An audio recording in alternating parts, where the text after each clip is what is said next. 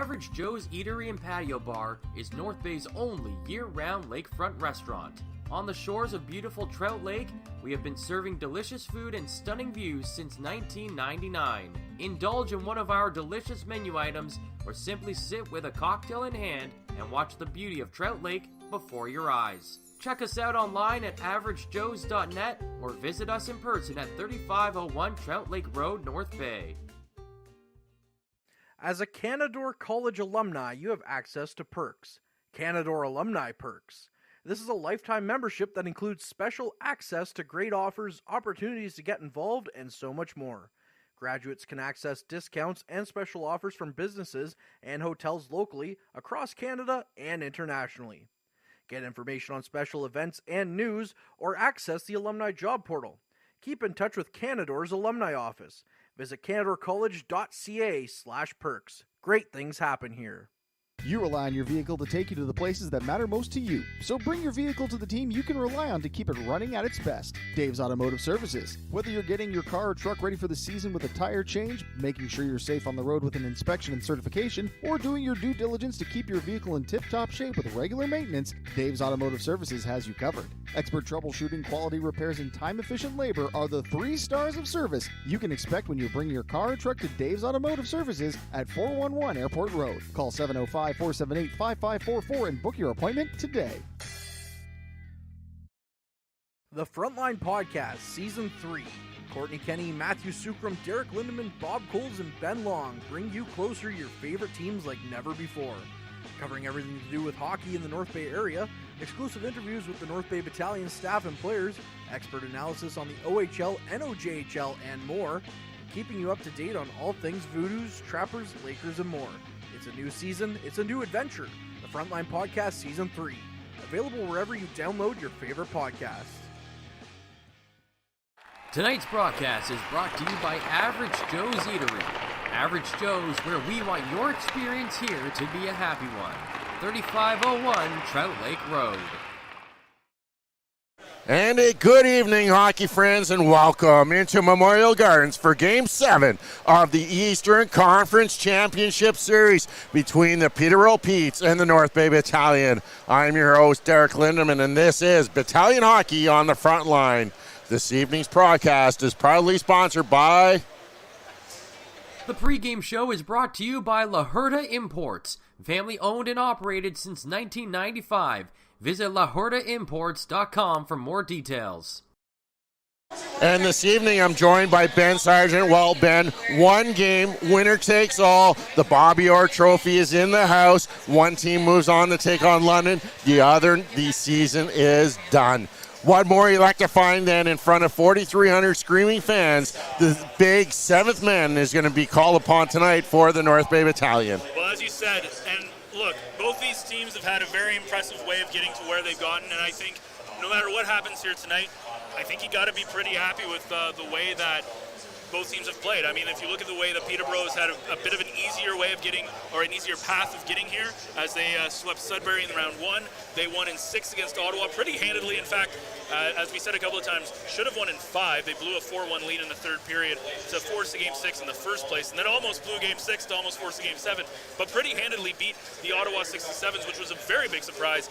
And then they come here, and now they find themselves in their first Game 7 of this playoffs. The other side of that, we have the Battalion, who had a very hard physical fight against Mississauga in 6 games, which was a little surprising. I think a lot of people thought that they would kind of sweep the floor with the Steelheads, but the Steelheads played a very good series. And then on the other side, of course, a grueling 7-game series against Barrie in the semifinals, which culminated in a 2-1 victory here in Memorial Gardens, which, of course, was kind of a big deal, right? So here we go.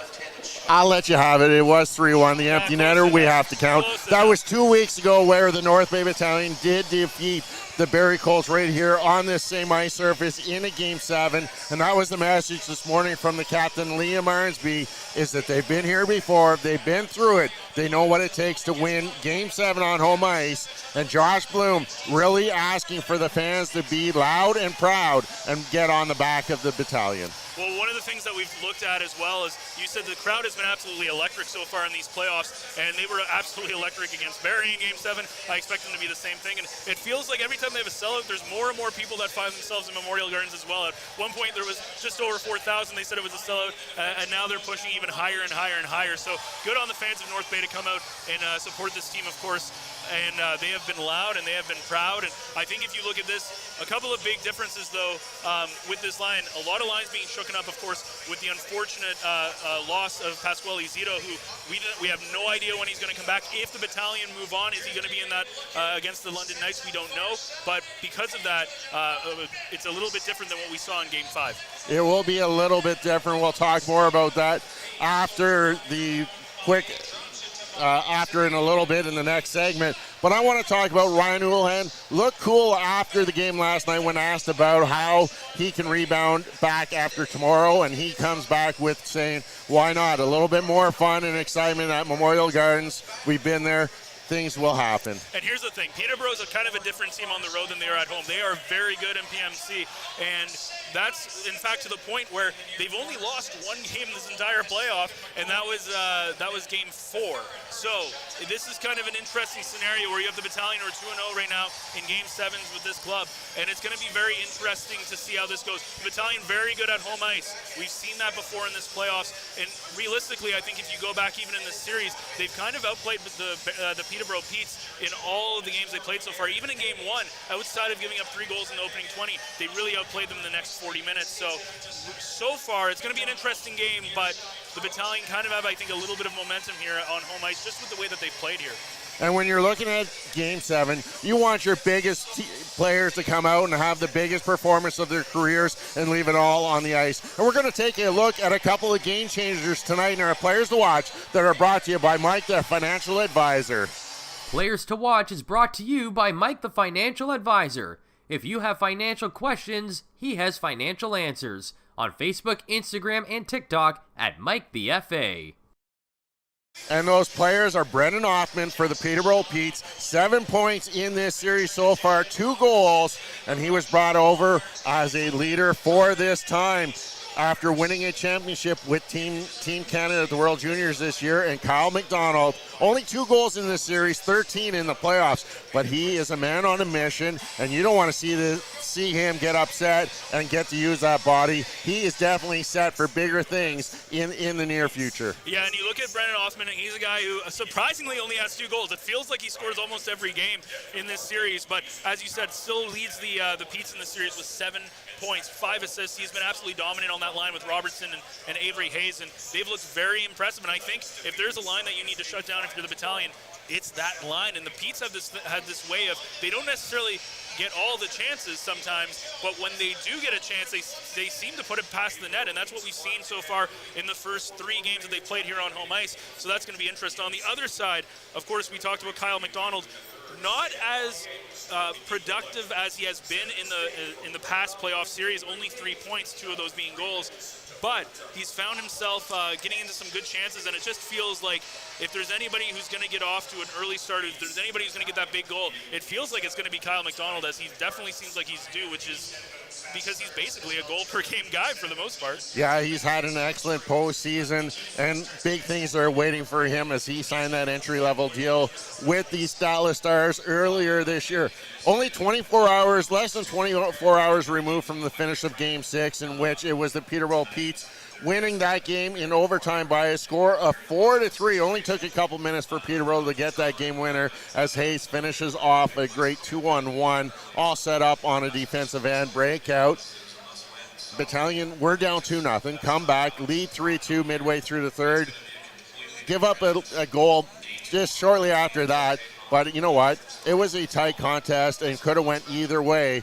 But I think tonight, again, it has to be a good start for the North Bay Battalion. Well, you talk about that hot start, and this is now 2 games, you could say, that really the Battalion have lost because of cold starts. If you look, again, we talk about Game 1 where they gave up 3 goals in the first period, 15 shots, and then hold the Petes to 8 shots in 40 minutes and absolutely dominate the rest of that game. If you go back to the last game as well, 2 early goals from the Peterborough Petes. They take that early 2-0 lead, but the Battalion claw back. If you can limit those early first period goals, and you can get out of this first period, even if you're not playing your best game, like in game 2, you can get out of the period basically scoreless, then I think you start the clean slate. The Battalion do not play the best first periods, it feels like, in this series, so it's going to be imperative that if they're not playing their best first period, they limit the amount of goals against, and they just kind of try to keep it as clean of a slate as possible and not get behind, because in game 7, you do not want to be your team on the heels. You don't want to be the team that is forcing to score a goal, because that's a lot of pressure that you're putting on a lot of young kids, especially when you consider this is do or die. And trust me, you do not want to see another team hoisting the Bobby Orr Trophy again for the second straight year here at Memorial Gardens. Yeah, it was just a year ago when Hamilton won the Bobby Orr Trophy right here at Memorial Gardens, sweeping aside the North Bay Battalion, getting back to the first period of last night's game. Shot 17-12 in that first period. Pete's do get 2 goals. I'm just looking at these shots from around in the ice surface. North Bay had 4 shots from inside the slot area, right in close to the goaltender. I can't even see the ice on the Peterborough end. There was so many shots right in front of DiVincentis. That's where you don't want to let those shots in. North Bay's got to do a little bit better clearing out that front of the net area. Well, it's 2 things. Number 1, it's how they handle rebounds, right? When Dom gives up a rebound, is it the Heat's getting the second, third, fourth chances even, or are the Battalion kind of boxing them out almost like basketball and keeping them away from that middle of the ice? And right now, North Bay's not doing a great job of that. Again, as you said, they're allowing a lot of shots tight. You want to allow shots basically away from that kind of red area of the ice, which essentially is basically the crease up till the top of the circle. So if you can keep them out of there, it makes Dom's life a lot easier, because the angles are a lot worse, and because of the fact that you're kind of further away, it gives Dom a lot more chance to actually look at the puck. Those second chance opportunities, those rebound opportunities, you cannot give to a team like Peterborough. No, you can't. And when you're talking about Peterborough, they're going again with the same lineup they had last night. 12-6 with the absence of Cam Govero, who's out indefinitely after that hit to Pasquale Zito. We'll talk more about Zito shortly.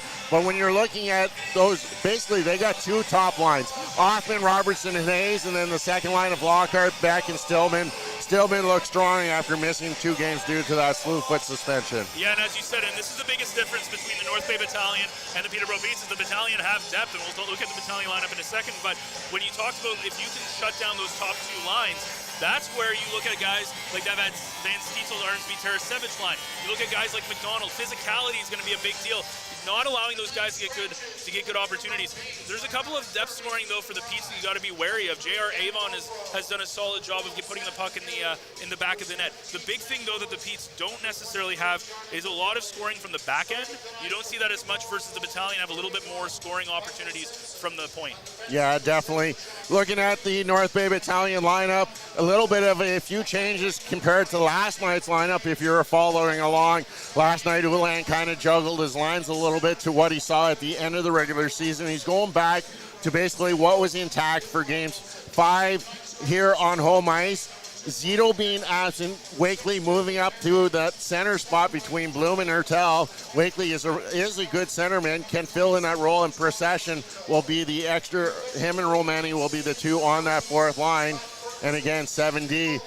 Zito, how much are they missing that physicality? And really, he's that player that can get under the skin of your opposing players. Well, exactly. He's got a little bit of speed. He kind of reminds me a little bit of Tarasevic with a little bit more physicality to his game, but he got a lot of speed to it as well. And the thing with Pasquale Zito is when he was initially picked up in the trade, I thought in the regular season he looked good, but we didn't quite see the Zito that I think Adam Dennis was hoping that he would get necessarily on the trade. He played well, but I think there was another level, and in this playoff, he unlocked that another level. He played very good on both sides of the ice, as well as picking up a good number of goals. He had about 7 goals in this playoffs already, and he was just putting up points left and right. And he really was, when the Battalion were really struggling to get their lines going, his line was always right there in the center of it. The other thing I will say that's interesting is Wakely and Romani being split up. They have played very well together since they've been put together in this series, and it's going to be interesting to see them be split up. But that Bloom finally.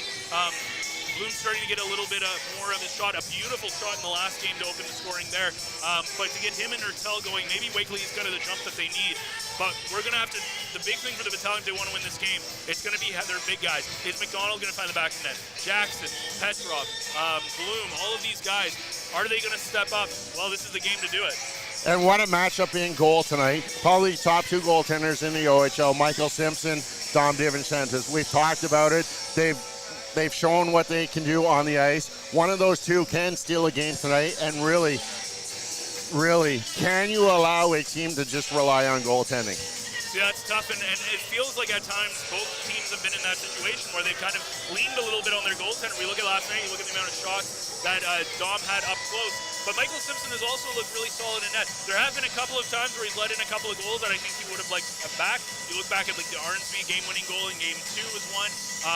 He had a goal, I think, Peterborough, where he goes 5-hole, which seems to be kind of an issue with him in this series. So Simpson is definitely beatable, but so is Dom DiVincentis. But at the end of the day, both have been extremely good. And I think the goaltender who plays better here today is going to be the difference maker in this hockey game like they have been all series long. It will be the difference maker, and it's going to be an exciting night here at Memorial Gardens. Game 7 of the Eastern Conference Championship Series. Later tonight, in just under 3 hours, the Bobby Orr Trophy will be presented to one of these two teams. Will be North Bay, will be Peterborough. It will take 60 minutes of playoff hockey to decide the winner or more to decide the winner of the Eastern Conference Finals. The next voice you're going to hear is Matt Sukram when we come back, as you are listening to Pete's Battalion here on the front line. Meals are a special time for families to gather, share their day, and spend quality time together. Those dinners are made extra special when you add tropical produce found in the markets and grocery stores that carry La Huerta imports. La Huerta knows the importance of family, so they know which quality products make the best quality meals for your customers, whether it be Mexican Hass avocados, Brazilian figs, Ecuadorian red dragon fruit, or something just as exotic and special. To get your supply of the best tropical produce at competitive prices with brands buyers trust, contact La Huerta Imports at 705-752-1478. Community engagement is one of our core focuses at McDonald's.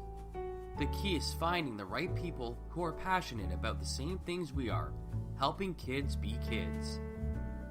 McDonald's proudly supports local organizations such as the North Bay Regional Health Center Foundation, Big Brothers Big Sisters, One Kids Place, the Children's Aid Society, and Ronald McDonald House Charities. Stop by McDonald's on 1500 Fisher Street, North Bay, to see how we can serve you and the community every day.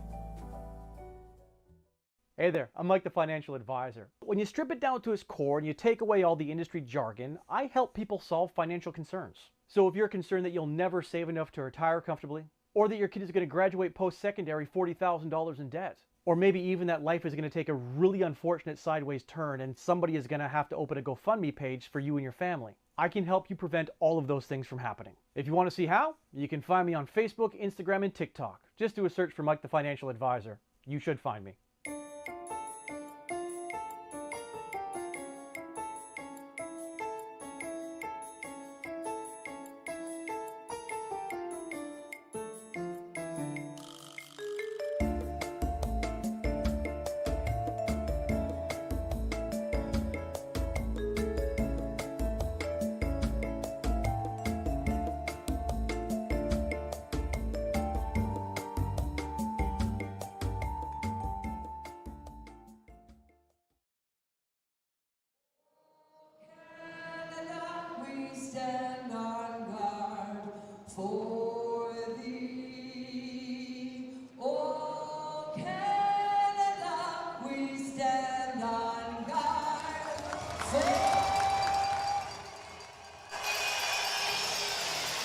For the fourth time since the North Bay Battalion have been the North Bay Battalion, the Bobby Orr Trophy will be awarded at Memorial Gardens. And for the second time in team history, the Battalion are hoping it belongs to them. Good evening, everyone. I am Matthew Sukram alongside Ben Sargent, and it's all come down to this. 1 year after the Battalion were swept in the Eastern Conference Finals, they are one win away from winning the Eastern Conference Finals, but this is their second opportunity to do that, and they're hoping that they can get it done in front of the home crowd here tonight. Well, we talked about how North Bay has played much better. Well, Peterborough, I would say, has played much better at home than they have on the road. The Battalion are kind of the same way. They play a lot better at home than they do on the road, and I think they've kind of, for the most part, especially when you go back to Game 5, they have pretty much dominated in the 3 games so far they've played here at Memorial Gardens, and the hope is that they can do it here, but it's all going to come down to fast early starts. We look at Game look at what they did in Game 5, which they've dominated Game 5s in this playoff. That's going to be a big key, though, is how they start games off, and can they be the one to score first? And they have been excellent when they have scored first. And getting off to an early lead is certainly going to be key when there's just 60 minutes of regulation left. The puck is dropped, and Game 7 in North Bay is underway. The Petes send it down the ice into the far side corner. Robertson shoves off a hit of Christopoulos, but can't get the puck to his teammate, and that allows the Battalion to get out of the zone. It was Tarasevic racing down the ice. He drops it back to Arnsby. Arnsby plays it around, trying to get in front, but that one's poked away, and now looks like it's Hayes there who scored the overtime winner last night, sending it down the ice. Hayes and Winslow collide on the M boards, and the puck is still stuck in that area. Now it's sent out in front, but it splits the D, and it will go down the ice. Simpson out of his net, playing it to the near side to Smith. Whips it around to the far side boards, and the piece clear to the neutral zone for Stillman. Up ahead to Beck to the right side. Lockhart's shot is deflected and into the glass. Now behind the net, a couple of bumps off the glass. The puck goes to the point. Shot around the M boards up to the near side. McCoy puts it in front of the net, but it's blocked by Jackson, and away he goes. The veteran for the Battalion sending it down the left side. Over to Petrov. He dumps it into the corner. The Petes get control of the puck in that area, and now they turn it over, though. McDonald in the slot trying to take a shot. Can't get it. It goes to the far side boards. In that area, Nelson was pinching in, couldn't get control of the puck, and it comes loose to the neutral zone. North Bay get the puck, they send it forward, but no one there to deflect it on the other side of the red line, and so icing will be called against North Bay. 18:31 to go, 18:39 to go in the first, no score. Well, interesting for Peterborough, this is the first time that they've been in a situation where they haven't been in control of a series, as, of course, they swept the Sudbury Wolves in the first round by 4-0, and then won in 6 games against Ottawa, though, again, as we said, it should have been 5, as DiVincentis grabs that right off the draw. Of course, blowing a 3-goal lead in Game 5 of 4-1. Of course, Leafs fans would know what that's like. We know what that's all about, yeah. On the other side of that as well against Tampa Bay, right? So that's it. Either way, this is going to be interesting. Again, Peterborough, the first time that they've really been feeling a lot of pressure, and they're doing it here on the road. Face-off won by the Battalion inside their own zone. Behind the net, Hislop has it, and that's going to be huge if the Battalion can continue to win face-offs in this game. It's up ahead to Mathurin, down the right wing side, stops on the half-boards inside the Pete zone. Now Wakely trying to help him out as he is pressured in the corner. A couple of Petes in the area as well. 18:15 remaining as that puck remains stuck on those far side corner boards. It gets loose, knocked out to the neutral zone, and sent to head by Avon. It's knocked away from Avon's stick by Bloom, cleared and shot right back in. The Petes will get a couple of fresh legs on the ice, and they will allow the Battalion to carry it out of the zone themselves. Mathurin fires it down the ice. That is icing called. And so with 17:52 remaining in the first period, there is no score. This is the 6th Game 7 that this franchise is playing in a playoff series.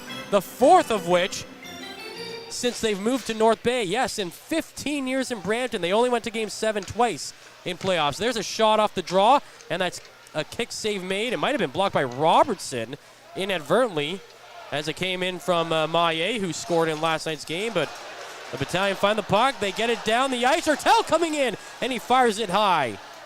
Hertel, who had a great game last night against the Peterborough Petes, was really making things happen for North Bay and continuing that in the early going in the first period. Play continues. Christopoulos sends it down the right side boards. It's picked up by the Petes and sent up ahead to Hayes. Hayes lost it on the transition, and it's picked up by Winslow. Winslow will carry it out to the neutral zone. Knocked off his stick. Couldn't get to Van Steensel, and now it's Beck going the other way for the Petes. He sends it off his stick over the glass and out of play. 17:08 to go in the first period. No score.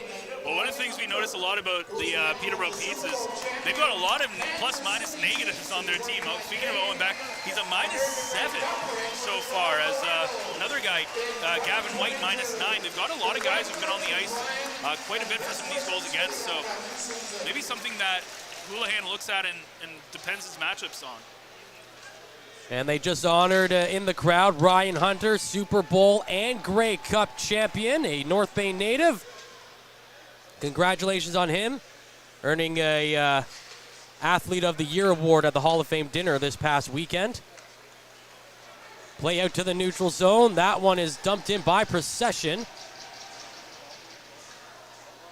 And the Petes pick it up in their own end. They send it forward. Dubois dumps it in. And DiVincentis will leave it behind his net for Nelson. Nelson, the league's leading scorer in the postseason, sends it up ahead. Procession got it knocked off his stick, and the Petes will go the other way. Redeller coming in. Sending it to the corner, gets it back, sends it in the middle. White's there, skates to the right side circle. His shot is blocked by Nelson.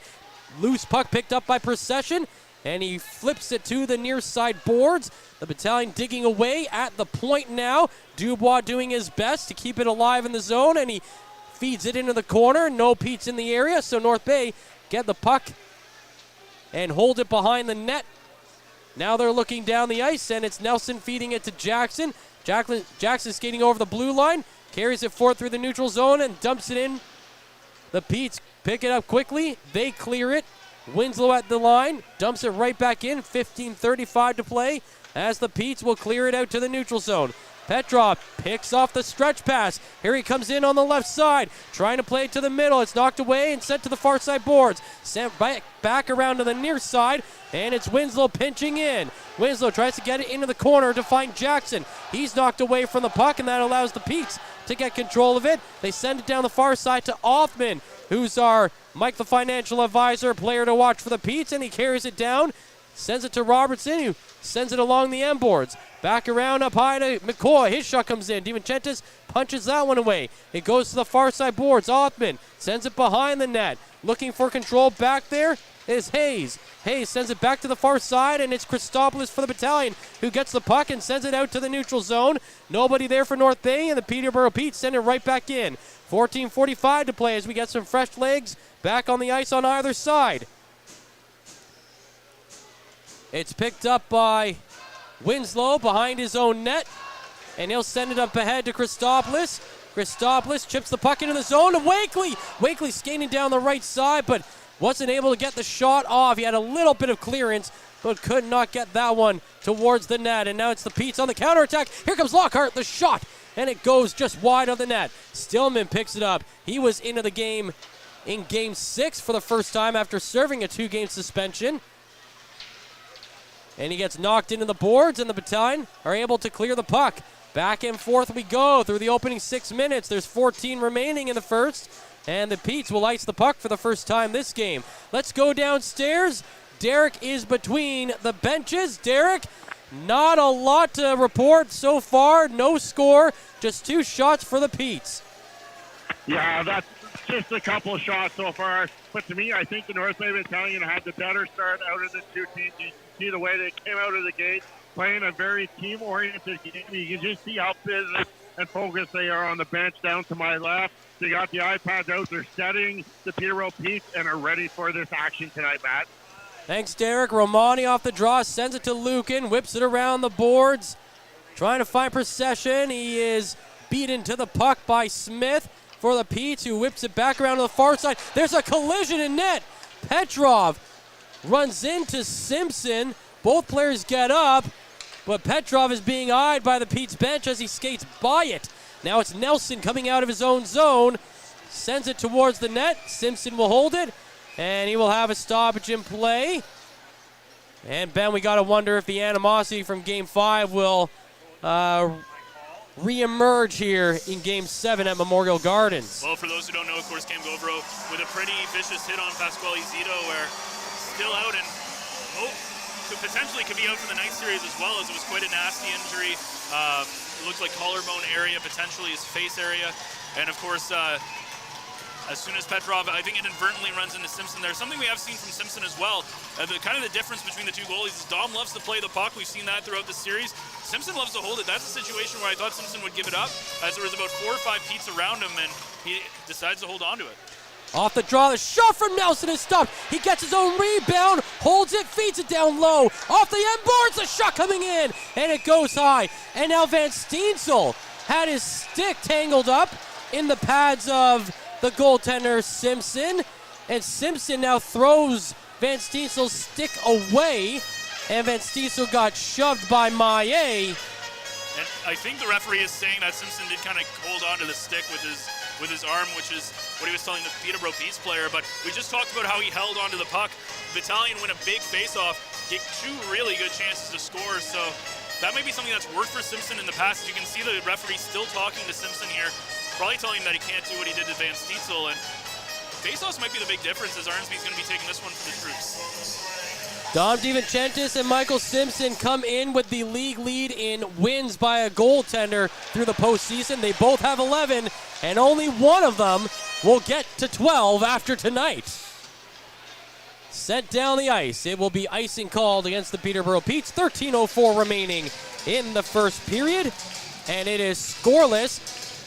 And you got to wonder, I mean, all series, Peterborough has really taken liberties with how close they get to Dom DiVincentis. I wonder if that is starting to become part of the Battalion game plan. It wouldn't shock me at all, as, of course, the Battalion haven't done too much in front of Simpson, and maybe it does give them a bit of an edge. Winslow across to Christopoulos, off the draw, he feeds it down behind the net. Van Stiesel's there, tries to center it, but it got blocked. A really nice play by Zanetti to get in the way of that pass. He gets it to line, not cleared, shot in, and a blocker save made by Simpson. He sends it out to the neutral zone where the Petes have control. They come in offside with Robertson and Hoffman. Not right on chemistry there as they cross the blue line. So 12:44 to go. We are scoreless. Well, we talked again about that physicality on the goaltenders. Don't forget, Dom DiVincentis almost basically fought Stillman earlier back in Game 5 with, of course, that game kind of getting a little bit out of hand. And it's going to be interesting to see the physicality so far, but you got to be happy with the way the Battalion have approached the start of this game. Off the draw from the neutral zone, the Petes send it in. Stillman gets hit by Hislop on the near side boards. Puck goes behind the net. Now it's up to the blue line. Maillet tried to get a shot. That's blocked. Stillman picks it up on the board. Sends it back to Maillet. Shot coming in, and it goes wide of the net. Another shot from the far side. That one's blocked. Dom doesn't know where it is. The shot coming in, and Beck sends it right into the pads. Oh, my goodness. Dom DiVincentis thought he made the initial save, which he did. Then he completely lost track of the puck, and it bounced off the end boards, came back out in front of them. He was looking one way. The puck was going the other way, and Beck just missed a golden chance. Well, we talked about this in last game. If you look at the shot spread, it was a lot of very close in around the side of the net on Dom DiVincentis. There's another opportunity where the Battalion gave up a really prime chance on Dom, and it almost comes back to bite them. North Bay looking to get the puck out of the zone down the ice, and they do as McDonald dumps it down. McDonald had a 2-goal game the last time they played here. En route to that 6-2 win. Chipped up ahead, Jackson to McDonald, coming in, and he fires it just wide. Petrov off the boards, right in front, but Jackson couldn't get the shot off. It's sent to Lukin at the line, across to Nelson, to Jackson in the circle, back up high. Petrov's shot comes in, and that's blocked in behind the net. That's Jackson there to Lukin. The shot from the side is blocked as well. Jackson finds the puck in the corner. He gets hit in the boards. McDonald finds it. He sends it to the point. Nelson across the right side. Shot save made. Rebounded Jackson, and he gets denied. Puck comes back in front of the net. That gets cleared and shot over the boards, out of play, and that should probably be a delay of game. I believe they're going to give him 2 minutes, as another great barrage from the North Bay Battalion, as they really had a couple of great opportunities. First, it was Jackson was wide open in front of the net, but unfortunately was turned around, and I don't think he was ready to receive that pass at all, as he got surprised by it and had a prime scoring opportunity. Then Jackson gets another chance that gets blocked by a good defensive play. But now here on the power play, both teams have had their issues on the man advantage, considering that they both have 5-minute majors in this series. And they're going to have to look for a big goal here early on at the midpoint of this first period. The Battalion just 2 for 18 on the power play in this series. Both goals came on a 5-minute major in Game 5. Jackson's shot from the circle is blocked. One of the Petes blocked it with their mouth inadvertently. And that Pete is down. I'm trying to get a number. It looks like it might be Spearing. It might be Maillet, maybe. I can't tell if it's a 2 or a 7 there with the jersey all bunched up. It looks like a 7. So that is Spearing then. That is rough. And while we have a moment, we want to thank you for tuning in to tonight's game. We'll say hi to Paul Lovett and the Kyle Jackson family out in Saskatchewan, and Kathy and cousins Nate, Jackson, and Spencer. Thank you so much for tuning in. We appreciate the sentiments. Hello to Jay London from London, Liam, Ron, Derek, Blake, former CKT contributor. Nice to see that you're watching along and following from New Liskeard. Lauren, Roger, John, Eileen, thank you all so much for tuning in tonight. And again, if you're enjoying the broadcast, you can head over to our Patreon page. It's patreon.com/frontlinepodcast. And you can really help us continue to do what we do. And, those funds would go a long way in upgrading what we do. I mean, we've got a scoreboard now. Derek's looking for a new mic. Derek is looking for a new microphone down below. So, those Patreon dollars would certainly go a long way. And we will go down to Derek, who's waving at us. We'll go down to him on the next whistle. And he'll have an update for us on Sean Spearing getting hit in the mouth there. So we're back underway. 11:05 to go in the period. 1:30 to play on the power play. North Bay have the puck inside the attacking zone. It's in the corner. Jackson's there.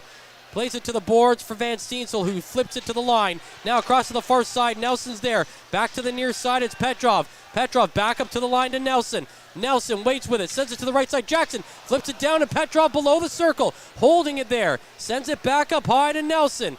Nelson crosses paths with Jackson, goes to the far side, into the circle, puts it on net. That's deflected, goes behind the net, whipped around to the near side. Petrov is there. Petrov skates into the left side circle, now down in the goal line, sends the puck back high to Nelson. Nelson leaves it at the line for Jackson. Jackson down to Petrov, back to Jackson.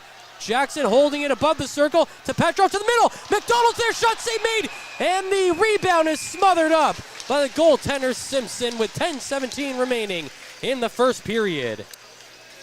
Well, it was the Battalion doing a really, really good job of cycling the puck around, but Peterborough not letting him into those slot areas. They were looking for those cross-ice passes to make Simpson go left to right, and the Petes just did not give any open lanes, and finally a good opportunity there from Kyle McDonald, but no rebound there to be had. I felt there were too many passes north and south. Yeah. You got to make him go the other way, right? I think they were really trying to get Nelson's shot set up, and Peterborough doing a good job. They were all over him and just really weren't letting him do anything. They were either looking for Nelson's shot from the right side or finding a way to get to McDonald in the slot, and Peterborough was doing an excellent job making sure that McDonald had no room. And they've done that great job defensively all series long, really, keeping guys out of the high slot. And then Peterborough win the draw. They send it down the ice. Hayes is the first one to it for the Petes. He's going in one-on-one with Winslow. His shot is stopped by DiVincentis. The puck comes to the near side. DiVincentis came out of his net. Not sure what happened there.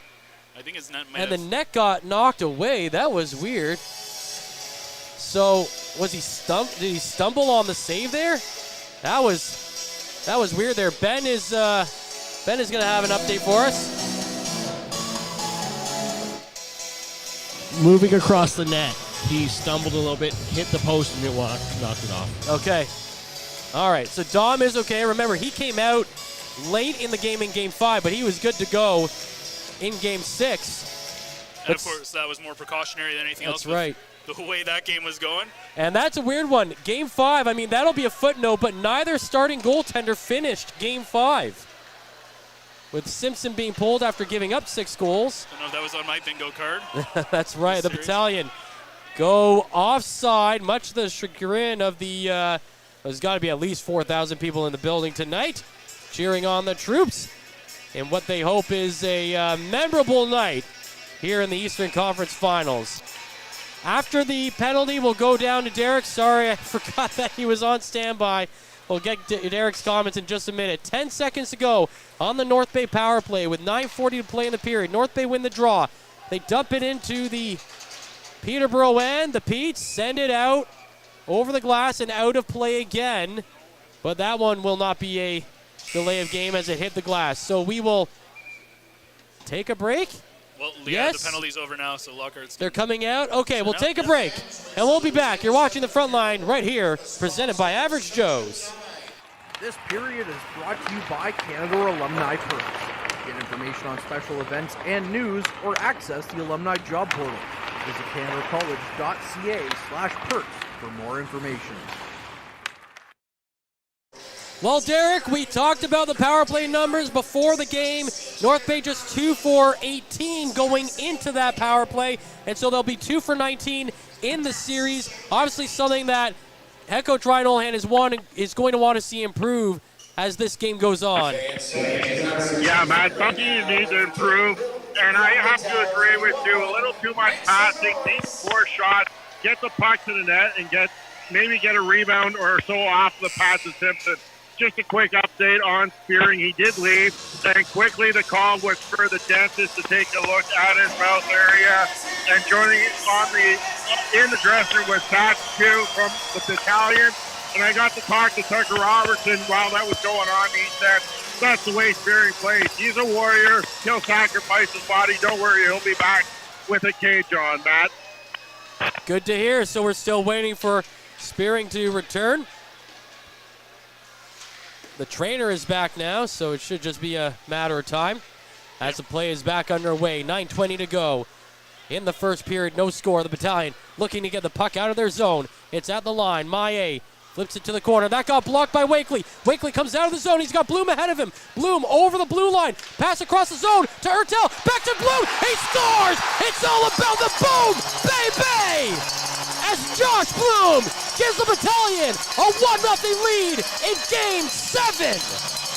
Well, how many times have we seen an open cage, Matt, in this game early on for the Battalion? It was Jackson who couldn't put it in, and finally Simpson overcommits on the far side of Ertel, and it finds its way to a wide-open Josh Bloom, and the first thought is, how is this puck going to manage to not go in the net? But Bloom does exactly what he has to do, and we talked about how this line kind of struggled in that Barrie series, that Jackson, Bloom, Ertel line, until Jackson finally broke the scoring. Much better in this series against the Peterborough Petes, and of course a huge goal here to start things off in Game 7. And the Battalion, we talked about how they had an early lead 11 minutes into this hockey game. A humongous goal to take a big lead, and we know how well the Battalion play with leads in this building. His 5th goal of the postseason and his 3rd of this series. Josh Bloom has blossomed in the Eastern Conference Finals against the Peterborough Petes. He has scored some big goals in this series now, and maybe none bigger than that, as the Petes try on the counterattack, but DiVincentis smothers it at the side.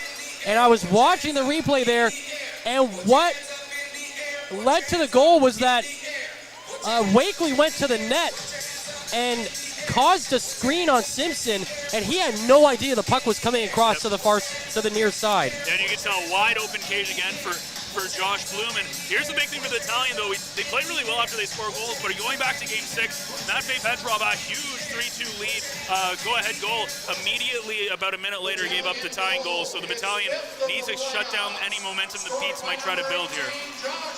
But if you're the Peterborough Petes, this is where you need to come up big now. 8:30 to go in the first period. And the Battalion team, it gets better and better as the game goes. You don't want to find yourself behind going after 1 or 2 periods. Hayes coming in over the blue line, sends it in towards DiVincentis. It's punched back out to the blue line, kept alive by Maillet. He sends it to the corner. Christopoulos is there for North Bay, looking to get it cleared. Hoffman pressuring him. He feeds it through some skates, and that allows the Battalion to get a couple of passes up to the blue line and sent down the ice. Now Procession chasing it in the near side corner. He wins the battle, but then gets shoved in the boards, and that will allow the Petes to send it to the far side. Getting it up to the point, Mathurin catches it, puts it down, keeps it in the zone. Mathurin and Romani pressured on those far side boards. Now Procession jumps in as well. The puck still around that area, gets knocked out to the circle, and is picked up there by the Petes, and they will clear the zone, getting it passed down the ice. Dubois deflects it into the zone, throwing Hislop in the corner as they enter. Hislop falls down, but the Battalion still find the puck. They get up to the blue line, and it's Tarasevic. Check that, Petrov, who sends it down the ice. A Petes player was knocked down behind the play, and he hasn't gotten up yet. That's Tommy Perdeller, and as the Petes touch the puck, Perdeller is still not moving, so he will be looked after by the training staff of the Peterborough Petes with 7:20 to go in the first period, and the Battalion leading 1-0. Well, it looks like it was Ethan Procession who they ran into each other, and obviously was accidental, but now the second Petes player who's found themselves on the ice, of course, with Spearing going down earlier by taking that puck right off the face. And I think Derek might have an update for us on that. Derek, what can you tell us from downstairs? Well, Matt, it looked like two guys just going in opposite directions, sliding and making contact with the knee. And you can hear head coach Simpson yelling at the referees to stop play. He thinks this is fluke, but wants the referees to review it. But the message down I'm receiving is that it's just two players coincidentally sliding knee to knee, and unfortunately, the Peterborough Pete's player getting the worst of it. All right, thanks so much for that, Derek. Wanted to give you the number there. The Battalion 7-1-1 when scoring the first goal of the game in the postseason. 4-4-2 when the opposing team scores first. And remember, in the Barrie series, there's the team that scored second that won every single game that series. That hasn't held up in this series, but what a weird anomaly that was. The Battalion have had a weird journey here to Game 7 of the Eastern Conference Finals, as if you really look at it, earlier on, they play Mississauga, where it's a team that you think they would sweep or win in 5. They have a tough series against the Steelheads. Then you play Barrie. It's a very aggressive, rough game, a lot of tensions. Of course, back-to-back division rivals in both Mississauga and Barrie. Goes all the way to Game 7, all the way to the third period before the Battalion ended up putting up 2 goals plus the empty net to win 3-1. And it's not been hard, and it's not going to get better if they win this game either, because they're going to play a London team that's looked very strong. I thought Sarnia was a really good team, but London really put them in their place in that series.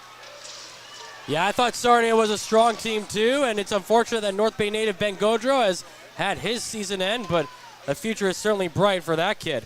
Play is back underway with 7:06 to go. North Bay ahead 1-0 now on the goal from Josh Bloom, and the Troops have not only a 1-goal lead, but they've got the extra man on the bench right now with both Spearing and Perdeller having to be taken to the locker room. And Perdeller's had a good series as well. Yes, he has. He's found himself, even though he's more of a depth scoring, he's found himself in some situations to put pucks in the net. North Bay looking to bring the puck out of the zone. Here comes Nelson down the left wing side, trying to play it back to McDonald. McDonald lost the puck. It's out to the neutral zone. Off the bench is Winslow. He finds it and sends it in towards Simpson. He'll play it behind the net. And Simpson, the goaltender for the Petes, gets it to Maillet, who will send it down the ice. North Bay have it in their own zone. Pass up ahead to Tarasevich. He will backtrack towards his own end. Leaves it for Christopoulos. Christopoulos, long pass down the ice to Arnsby. Arnsby coming in on the right side. The shot is stopped as Arnsby's stick snaps. And the captain will need a new piece of equipment there. Well, how about Arnsby with tied for first right now with Luca Pinella, who was an Ottawa 67 player with 3 game-winning goals so far. That's half of the goals he scored in this playoff have been game-winning goals. Of course, he had the big one in Game 2, which at that point the Battalion were 0 for 8 in their last 8 Eastern Conference Final games dating back to 2015, and that was a big goal that ended up making a 2-1 game, and the Battalion, of course, won 3-1 with a Van Steetsel empty net. And now they're tied 3-3 with the Peterborough Petes. There's a shot coming in towards DiVincentis, and he makes a save and then batted it away. It went off his pads, up in the air, and then he bats it away with a stick. Another shot from the point, and that one's turned aside by DiVincentis. His 8th save of the game already. The Petes putting the puck on the net in the early going. It's in behind the net, whipped around to the near side. White is there. Tries to send to the line. That's blocked by Arnsby. He's heading out on a 2-on-1. Arnsby down the left side. Tries to feather it in. It's off his skate towards the net, and it goes high. Arnsby behind the net, trying to play to the front. North Bay have it there, and the shot is blocked by Simpson. The Petes get the puck out of the zone, down the ice. It's bouncing into the North Bay end. Hoffman gets to the puck, beats out Mathurin to it. Then Hoffman slips, and Hislop gets control of it, sends it up ahead to Van Steensel, and he gets it to the neutral zone to Hertel. Hertel down the left wing side, puts it on net, and Wakely just missed converting there. I don't even know if he got a touch on it, but it was right there. There's 6 guys on the ice for the Petes right now. One guy just jumped back onto the bench, and the officials let it go, even though the Petes were coming down with a 4-on-2 rush. The Battalion blocking some shots in the middle of the ice. and that allows them to get it out to the neutral zone. Now they come in onside. Hertel's shot is just high. The puck goes in the corner, and it's the Petes in control. They send it back out to the middle of the zone. Now at the line, Lukin is at the line, can't keep it alive. Beck steals it for the Peterborough Petes. Beck comes in the zone. His shot is off the shoulder of DiVincentis, and the save pushes the puck to the far side boards. It comes off the boards, and it's picked up by Bloom. Again, the Petes have 6 guys on the ice. Didn't have control of it that time, but Bloom picks up the puck, and he sends it into the corner in the Petes zone. The Petes clear it right away, and it's all the way back into the North Bay end. Nelson plays it down the right side of Procession. Procession shot is deflected, and it ends up into the near side corner. That's where Peterborough takes control of it. McCoy behind the net, looks down the ice and sends it out to McCallum. McCallum dumps it in. DiVincentis out of his net to play. The North Bay goaltender flips it to the near side, and it comes out to the neutral zone. The Petes on the loose puck, dump it right back in, and it's Nelson in control. Nelson through the middle, up to Van Steensel. He dumps it in. It's Robertson picking it off for Peterborough. He looks to clear it. It went off his stick up high, brought down by Procession. He keeps the puck alive and sends it to the corner. Now he's in the corner with possession there. Try to center it to Van Steensel. It gets knocked away as the Petes break up the play, and they keep it behind the net. Hoffman being pressured by Romani, but Hoffman gets out of the zone, gets around one guy, gets around a second guy, brings it in down the right side. Hoffman plays it behind the net. Winslow's there to chip at it for North Bay. He sends it to the corner with 2:50 to play in the first period. Still stuck in that far side corner. North Bay leading 1-0. They try to get it out. That's blocked. Now it's behind the net. Hayes has it. Hayes is pinned on the boards. Christopoulos finds the puck. He can't clear it. It's kept in at the line. The shot, that goes high. Puck on the near side. Petrov will carry it. Stops behind the net now. Carries it back to the right side. Flips it behind the net to Winslow. Winslow plays it down the right side boards to McDonald, but he fans on the clearing attempt. And now the Petes have it in the middle of the zone. Hayes' shot is blocked by DiVincentis, and he'll hold on to it for a stoppage in play. Well, what's that nice? 2:18 left to go now. Matt, if you don't like that, you don't like hockey. As there was chances on both sides, great opportunities, and Kyle McDonald just fans on this easy clearing attempt, and the Petes almost take advantage, but again, Dom looking very strong. Even though the shots were 14-8 in favor of Peterborough, the Battalion have had a lot of chances that were either blocked or missed the net, so much closer, I think, if you look at scoring chances as a total, especially lately with Peterborough bringing a bit of an onslaught in the last 4 or 5 minutes. Kyle McDonald, 2 goals away from tying Mike Amadio for the Battalion franchise lead in goals in a postseason. He already has the franchise lead for goals in a single postseason with those 14. Yeah, a little bit interesting as he only has 2 goals. We talked about that in Game 5. His lone 2 goals of this series, which is a little bit out of the norm for Kyle McDonald. But he had 6 in last year's postseason, and it gives him 20 in his Battalion playoff career. McDonald from the right side boards, going in towards the slot in the Petes zone. He tries to backhand it, but the Petes turn it aside. And now Stillman through the neutral zone, over the blue line, plays it to the far side boards. Play broken up by Mathurin, but he can't get control of it. It ends up behind the net. Hislop has it. He plays it to the corner to McDonald. McDonald with 1:20, sends it back across to Hislop. He flips it out to Van Steensel in the neutral zone, and he deflects it, dumping it into the Petes end. Arnsby throws a hit as the puck goes behind the net, but it's McCoy who picks it up, and he will send it out to the neutral zone. Now Hislop sending it down the left side for Van Steensel. He deflects it into the zone again. Picked off by McCoy, and he gets it back out to the neutral zone. In the neutral zone, Tarasevich finds the puck. He gets it to Van Steensel. Van Steensel coming to the left side. His shot gets blocked. Van Steensel, who had another goal in Game 6 last night, is inside the corner. Van Steensel up to 6 goals in the postseason. 2 big empty net goals as well. Of course, Game 7 versus Barrie, and earlier in this series as well in Game 2. Now behind the net in the North Bay zone. Winslow holding it back there. 30 seconds to go. Winslow down the right wing side for Wakely. Wakely through the neutral zone, dumps it in. Flipped along around the boards to the near side. It's Bloom there. Bloom into the corner. Now back to the half boards. He flips it back towards the end boards, and going to the far side is Hertel. Hertel trying to get control of the puck. He gets pressured in that area. Gets knocked down, the puck to the middle of the zone.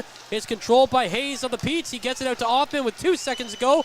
Hoffman gets it over the blue line, and time runs out before Smith can get a shot off towards DiVincentis. 20 minutes are in the books here in Game 7, and the North Bay Battalion have a 1-0 lead, and that is a big goal courtesy of Josh Bloom. Ben and Derek will break down our first period here from Memorial Gardens, and then we've got lots more on the way.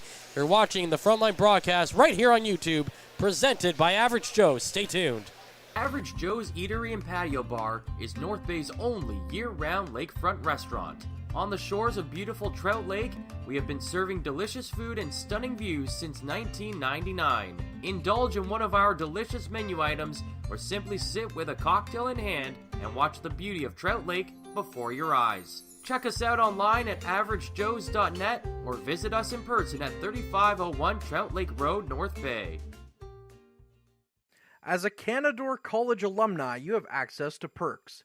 Canadore Alumni Perks. This is a lifetime membership that includes special access to great offers, opportunities to get involved, and so much more.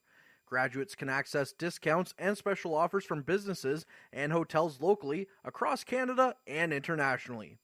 Get information on special events and news, or access the alumni job portal. Keep in touch with Canadore's alumni office.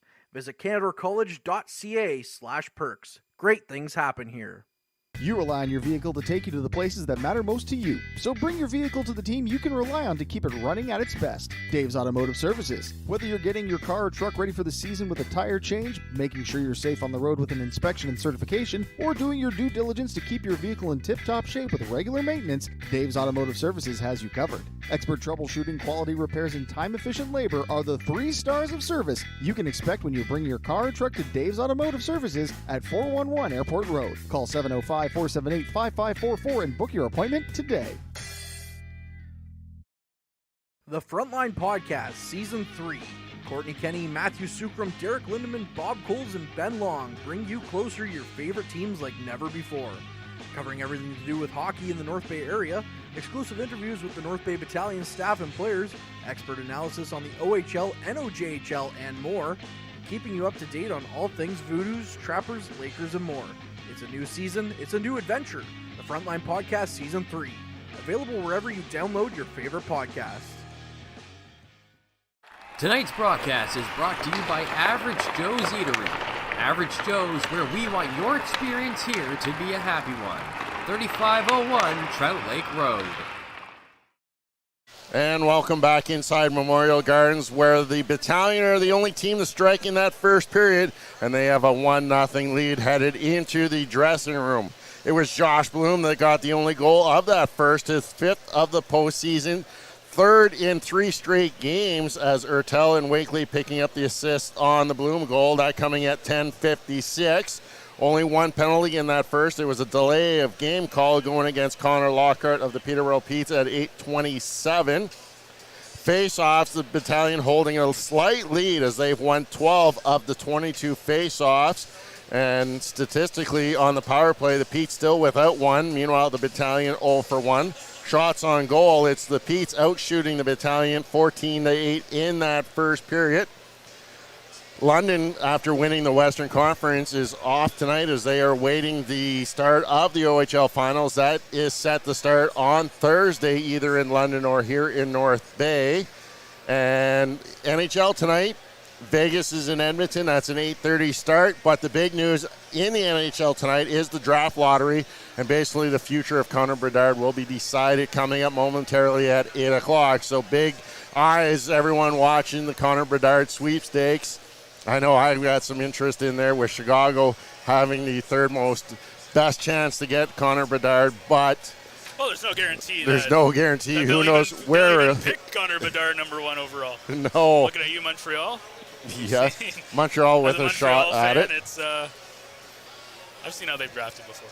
So, first period's done. 20 minutes gone out of this Game 7. Winner take all. North Bay, to me, looked like the more complete game in that first period. Down at the ice level, you can just see how much more structured the North Bay Battalion were playing, and you can see the frustration building on the faces of the Peterborough Petes. They lose a couple of players in Spearing and Perdeller in that first period. Spearing probably will be back once they get the facial injury taken care of, and he'll more than likely have either a cage or a fishbowl on, but probably Perdeller looks like it could be the end of the game for him after suffering that knee-on-knee hit. And you can just see the frustration and the players yelling at each other, make a play, make a play. You see the Battalion making plays. The Petes, though, they're coming down the right wing side and taking a shot. Every shot looks like almost coming from that right wing side, the glove-hand side of Dom DiVincentis. Maybe they see something in his game that we don't. Well, they've had their opportunities, but as you said, the structure in the Battalion have been much better. The Battalion have shot themselves in the foot a couple of times with some loose play in the defensive zone. We've seen a couple of opportunities where they should have they either played a little bit of lackadaisy in their own zone, or they weren't able to clear. You look at McDonald, who fanned on an attempt earlier that came a good scoring opportunity. But for the most part, I think the Battalion have had higher quality scoring chances despite being outshot 14-8. But I mean, most of their shots have either just missed the net or have been blocked, so that's not a great indication of how they've played. I thought there could have been a couple more goals from the Battalion that period. You look at Kyle Jackson at a wide open net, who I don't think was looking for that pass or was surprised by it, because he just got into his skates and he wasn't able to pull the trigger. He had a wide open net. Of course, Bloom with the big lone goal of this period. Bloom was another guy. He got a goal in the last game, and he's starting to come around a little bit more, but that's the kind of scoring that the Battalion need. We talked about this pregame, right? We need the Blooms, the McDonalds, the Jacksons, those guys who are the top, the front line scoring options to get goals, and Bloom does that early on, which is a huge goal for the Battalion. Yeah, Josh Bloom again picking up a goal. That's 3 straight games now that Josh Bloom has scored.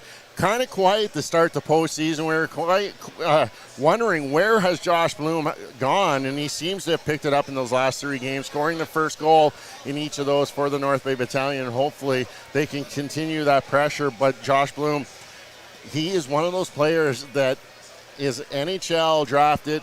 18 players in all in this game tonight have been drafted or signed by an NHL team, and Josh Bloom, Vancouver, very high on him. And he's one that really could put the Battalion on their back. And we've seen him in spurts play like really amazing. When we first came over in November, he was absolutely on fire. We've seen him in a couple of games, like the goal he had last night was an absolute snipe of a shot.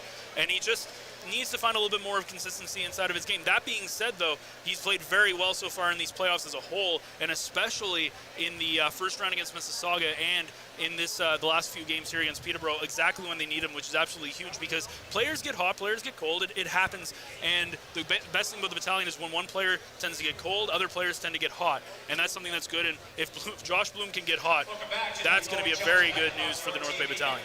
Couple players up front I just want to bring some attention to, and both of them are named Kyle Jackson, Kyle McDonald, 2 overage players, and could be their final game at North Bay Memorial Arena. This is something that they could put as motivation for them to play a much more stepped up game. I think the Battalion as a whole, because next year is going to be not a super different team.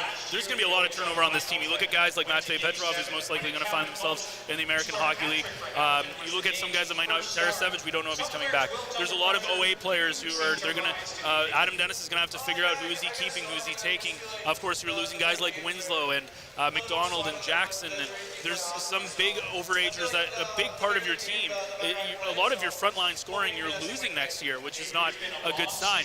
So for the Battalion, I think if you look about how good this team is, and they have a chance right now to not just win the OHL, but get to the Memorial Cup and have a deep run in the Memorial Cup, I still say this has been the best team, the Battalion, at least in the North Bay variety, that they've had. I think even better than the 2015-2016 teams that we saw when they first came over.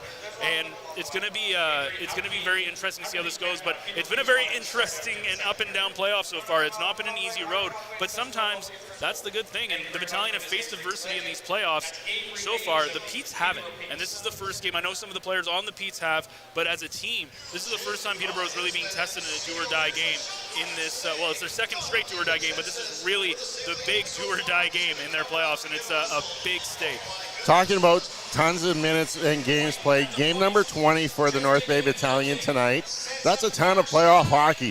A 6-game series, a 7-game series, and another 7-game series. That's got to take a toll on your body, and can that hinder the Battalion in the next 40? Well, I think it's at the beginning of the series when we saw game one. They came out they looked a little hungover, and it was because at that point they played 3 more games than the Peterborough Petes in 2 straight divisional series that were very, very aggressive and a lot of physicality within them that can really wear you down.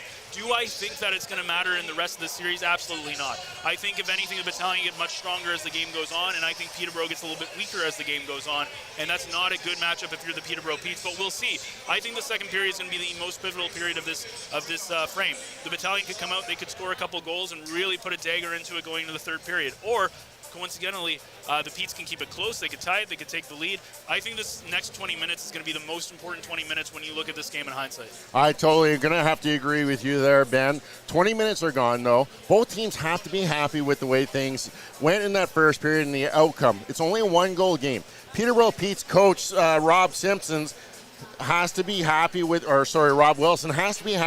play of the team on the road. They came up here this morning, got in town, got a little bus legs off of and out here to play. They're only down 1. Peterborough has a ton of offense, and they can put pucks in the net. So you got to be happy with the way that first period unfolded. Yeah, I agree. I think there's some stuff that's good and bad for both teams that they could take away. I think Peterborough has to be very happy with the last 6 minutes or so of that period where they really got a lot of good opportunities on DiVincentis and the North Bay Battalion. On the other side of that, I think they're probably not too happy with, as you said, the way that they've attacked the offensive zone.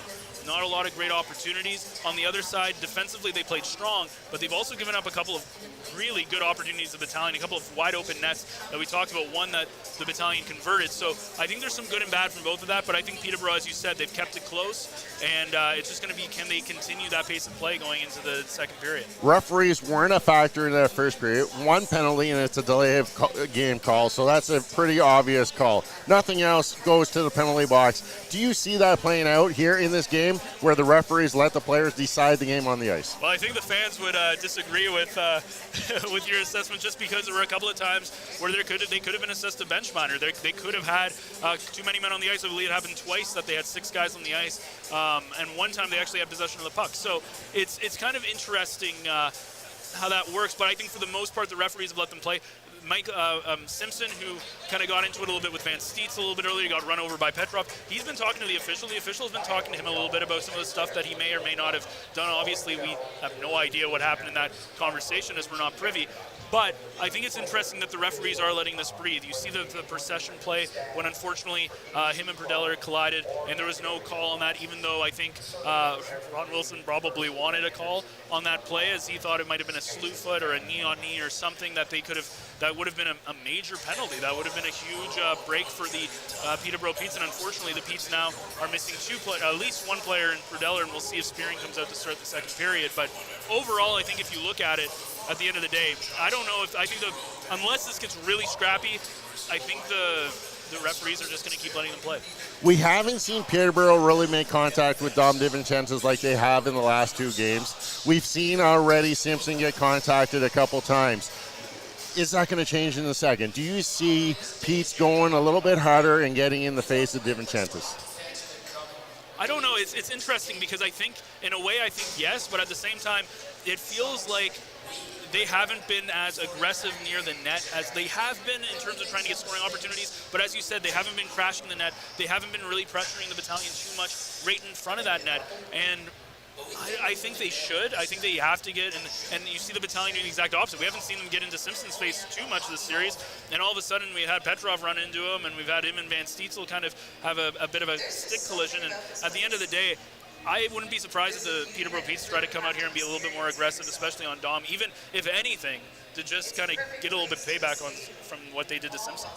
Lastly, Houlihan, any changes or adjustments for the second? I think you just have to tighten up a little bit of the play in the defensive zone. Again, that lackadaisy approach they've had a little bit. The Petes are going to be aggressive. They're going to be on them right away. You need to know what you have to do with the puck basically as soon as you get it, or even before you get it. If the Battalion can stay within their systems, play a little bit more solidly defensively when they have the puck in their own defensive zone, it's going to be tough for the Petes to come back into this game. But Peterborough does an amazing job of taking advantages when they get them. Well, Josh Bloom has the only goal of the first period as the Battalion lead the Petes 1-0 in Game 7 of the Eastern Conference Championship Series. The Bobby Orr Trophy is on the line. A matchup with the London Knights awaits in the OHL Finals as you are watching Pete's Battalion on the front line.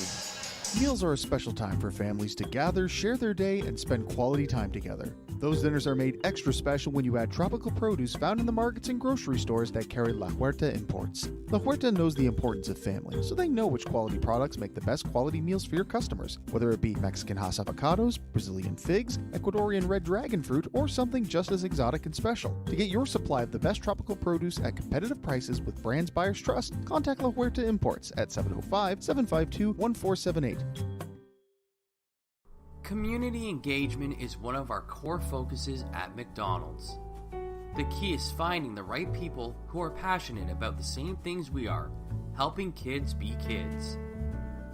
McDonald's proudly supports local organizations such as the North Bay Regional Health Center Foundation, Big Brothers Big Sisters, One Kids Place, the Children's Aid Society, and Ronald McDonald House Charities.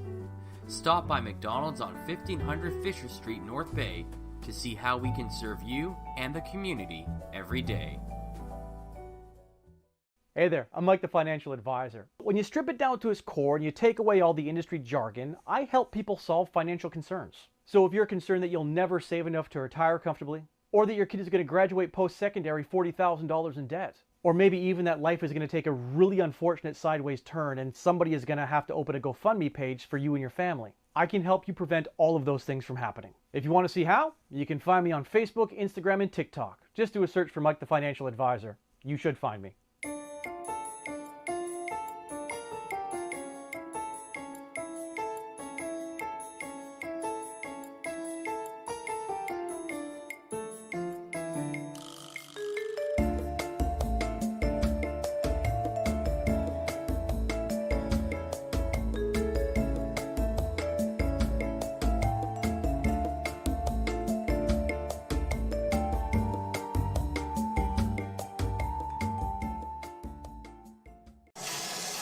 Welcome back, Matthew Sucrum with you here alongside Ben Sargent, and we are getting ready for period number 2. The North Bay Battalion have a 1-goal lead here in Game 7, and man, the tension in the building. I was just outside talking to some fans, and the stress levels are high right now. You could cut the tension with a hockey skate. Let's go with that one. Sure.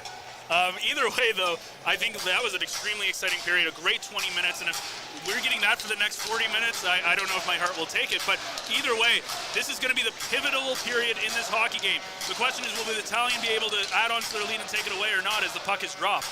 And it's Hoffman off the draw, going into the zone, takes a high stick, falls down, no call, and then Battalion go the other way. It's Tarasevich over the blue line, and his shot goes high. Now the far side, Winslow whips it back around to the near side boards. Tarasevich on, Hoffman coming in, throws an elbow on Tarasevich, and Tarasevich bounces off the boards, lost the puck, and the Petes get it out to the neutral zone. Sent down the ice, wide of the net. Poke check made on the puck to bring it to the near side. Into the middle, it's Arnsby there. He gets it over to Tarasevich. Tarasevich up ahead to Van Steensel. In the zone, the shot is blocked. Kicked in the corner. Centering pass to Jackson. And Jackson is smothered by a couple of Petes players before he could get a shot off. Jackson was in a good position there off the bench, got the pass, but immediately the Petes just surround him and don't allow him to get the shot off. And now it is the Petes in control. In the North Bay zone, Beck with it with 1 minute gone. He centers it, it's broken up by North Bay. Puck to the near side boards. Down to the point, they lost it. Couldn't hold it at the line, and it's chased down the ice. Zanetti the first to it. Leaves it behind the net for Smith. Smith will bring it out in front, sends it to the boards, and the Petes are able to clear it. Down the right wing side. In over the blue line, shot comes in, scores! Owen Beck beats DiVincentis on the glove side. And Game 7 is tied at 1. Oh, what a shot from Owen Beck as he goes. Again, we talked about them coming in and taking a lot of shots right off the hash marks, and this time he goes top shelf right on. They've shot a lot on the glove side on Dom, in fact, and this one is an absolute bullet that can't really blame DiVincentis for that one. But overall, as we said, the second period, how pivotal of a period it's going to be, and here we are, a 1-1 hockey game now. It's back to square one. The first minute and a half, and again, Peterborough, they don't necessarily get as many opportunities as you might think they do, but they always take advantage when they get those chances. They outshot the Battalion 14-8 in the first period, but we're down 1-0. Now North Bay and the Petes tied at 1, with the series tied at 3. And just the one penalty in the first period as well. I haven't seen Spearing yet, and I haven't seen Perdeller yet. I don't know if Perdeller is going to be back in this one with Spearing. Are you really a hockey player, though, unless you lose a couple teeth? That's right. As for Spearing, of course, he took a puck from his own defenseman right into the face, unfortunately, and expect to see him back at probably this period at some point. That's Owen Beck's 6th goal of the postseason and his 3rd of the series, just like Josh Bloom scoring his 3rd goal of this series. 18-17 to go as Dom DiVincentis freezes the puck on the dump-in by the Peterborough Petes. Well, if you look at the early part, we talked about this in the intermission about penalties and if they're going to start calling them. We saw this earlier on as well with a couple, like a high stick that was not called on Hoffman, and then of course Hoffman with a bit of a elbow to retaliation on Tarasevic a little early on. So we'll see if the emotions can stay in check. Of course, it's tough when stakes are this high. Shot off the draw, save made, big rebound, and that one's turned aside as well. Tarasevic finds the puck on the near side boards, and he'll get out of the zone with it. Dumps it down the ice and takes a hard hit from Hoffman. Goes behind the net, into the far side. Van Steensel gets hit in the corner. Arnsby trying to help him out. Poked around, it gets on his stick of Tarasevic. Centers it for Arnsby, shot save made! And then the goaltender just swipes it away to the far side boards. Now it is in the far side corner, and Arnsby muscling his way to the puck, gets it back, sends it across to Tarasevic, who played it to the line. It's just out of the reach of Christopoulos. What an opportunity there for the North Bay Battalion. And again, they had Simpson out of position on the initial play. Now Procession going in, down the right side, he's got the edge, the shot, and the save is made. Rebound kicked away from Josh Bloom, who is coming in with speed on the far side. 17:15 to go in period number 2. It's tied 1-1. Procession tripping in the neutral zone, but he gets the puck to Nelson. Nelson shot, save made, and the rebound came right out to the slot. Puck shot out to the neutral zone as the Petes clear. Boy, Simpson is giving up some big rebounds, but North Bay not able to capitalize on those chances as of yet, as they're all coming in on the rush. We'll see what they do with the puck here. Here comes Romani down the right wing. Romani taking the shot. It's off a stick over the glass and out of play. 16:46 to go. 1-1 the score here in the second period. Well, Ethan Procession with a chance down the line, the side of the near side, and had Bloom in a really good spot and opted to take the shot, and unfortunately the rebound goes off the pads. It was too hot for Bloom to grab. That was a play where I think probably should have passed it, trying to get the pass over to Bloom, who would have had a wide open net. And that's one of those opportunities where maybe sometimes it's better to try the stretch pass than it is to shoot. And off the draw, the shot is blocked. Petrov was right there, and we've seen the Battalion pull that one off a couple of times in the postseason. The puck behind the net. Jackson to the point to Nelson. Nelson's shot coming in, and the glove save is made by Simpson. And I think this is good if you are the North Bay Battalion. Simpson is moving now. He's looking a little uncomfortable in the blue paint. He's not sure where the shots are coming from, and he's giving up rebounds into the middle of the zone, in between those hash marks, so the Battalion can establish some presence in that area. You've got a prime scoring opportunity. Well, Kyle McDonald being helped off by the trainers right now. Not too sure exactly what happened there as he was in the corner, as he's getting looked over. But either way, as you said, it's been the Battalion putting a lot of great pressure on the Petes, but the thing that's scary about the Petes is, we talked about this, when they get opportunities, they take advantage, and that Owen Beck goal is a perfect example of the Battalion have outplayed the Petes this entire period, and all it takes is that one shot. 16:32 remaining in the second period, 1-1 the score. Shots are 16-14 in favor of the Petes, but they got just 2 in this period, and they've scored on one of them. In the face-off circle, Tarasevich has fallen down on top of the puck. They're trying to dig it out from under him, and they finally do. McCoy is knocked down on the far side. He's slow to get up, but now he's got control of the puck, and he sends it out to the neutral zone. Chasing it into the North Bay end is Christopoulos, and that will be icing called against the Peterborough Petes. Of course, the second period is always interesting because you have the advantage of having your bench right in front of the offensive zone, and we've seen this a couple of times in this period where the Battalion have been able to get some fresh legs right on the offensive zone right away, and we'll see if that comes into play, as the Battalion, again, have done a great job of putting a lot of offensive zone pressure on the Peterborough Petes in this hockey game. They win the draw. It's back to Winslow at the line. Over to Nelson, the shot, and it just trickles wide of the net. Picked up behind the net. Jackson feeds it to the point to Nelson. Nelson's shot deflected into the corner. It is Tarasevich getting there. Chips it behind the net to Petrov. Petrov is pressured and just very, very loosely not held there by Smith, and that allows the Petes to get the puck away from Petrov and sent it down the ice, and that's where Winslow has it now, behind his own net in the North Bay zone. Winslow stops and feeds it out on the backhand to the neutral zone, and that allows the Petes to pick up the puck and send it back in. The Petes have 6 guys on the ice again and are controlling the puck, and the officials don't call it. And that was one where he comes right off the bench, too. And touches the interferes with the play. That's the 3rd time this game. The referees have, outside of the delay of game, they've let a couple of go each way, which isn't always a good thing when you consider how aggressive this game could get. Now Stillman coming in, the shot goes off a stick, over the glass and out of play. And on the delay of game call, the official that was closest to the play made the sign that it touched a stick initially. It was the official back on the end of the back end that had the arm up. Yeah, so overall it's pretty interesting with again with these no calls. The issue is if this game gets scrappy, how do you figure out when to start making calls? Off the draw, the Petes get their shot blocked, and it comes out to the neutral zone. Sent right back in. Mathurin chasing it for North Bay.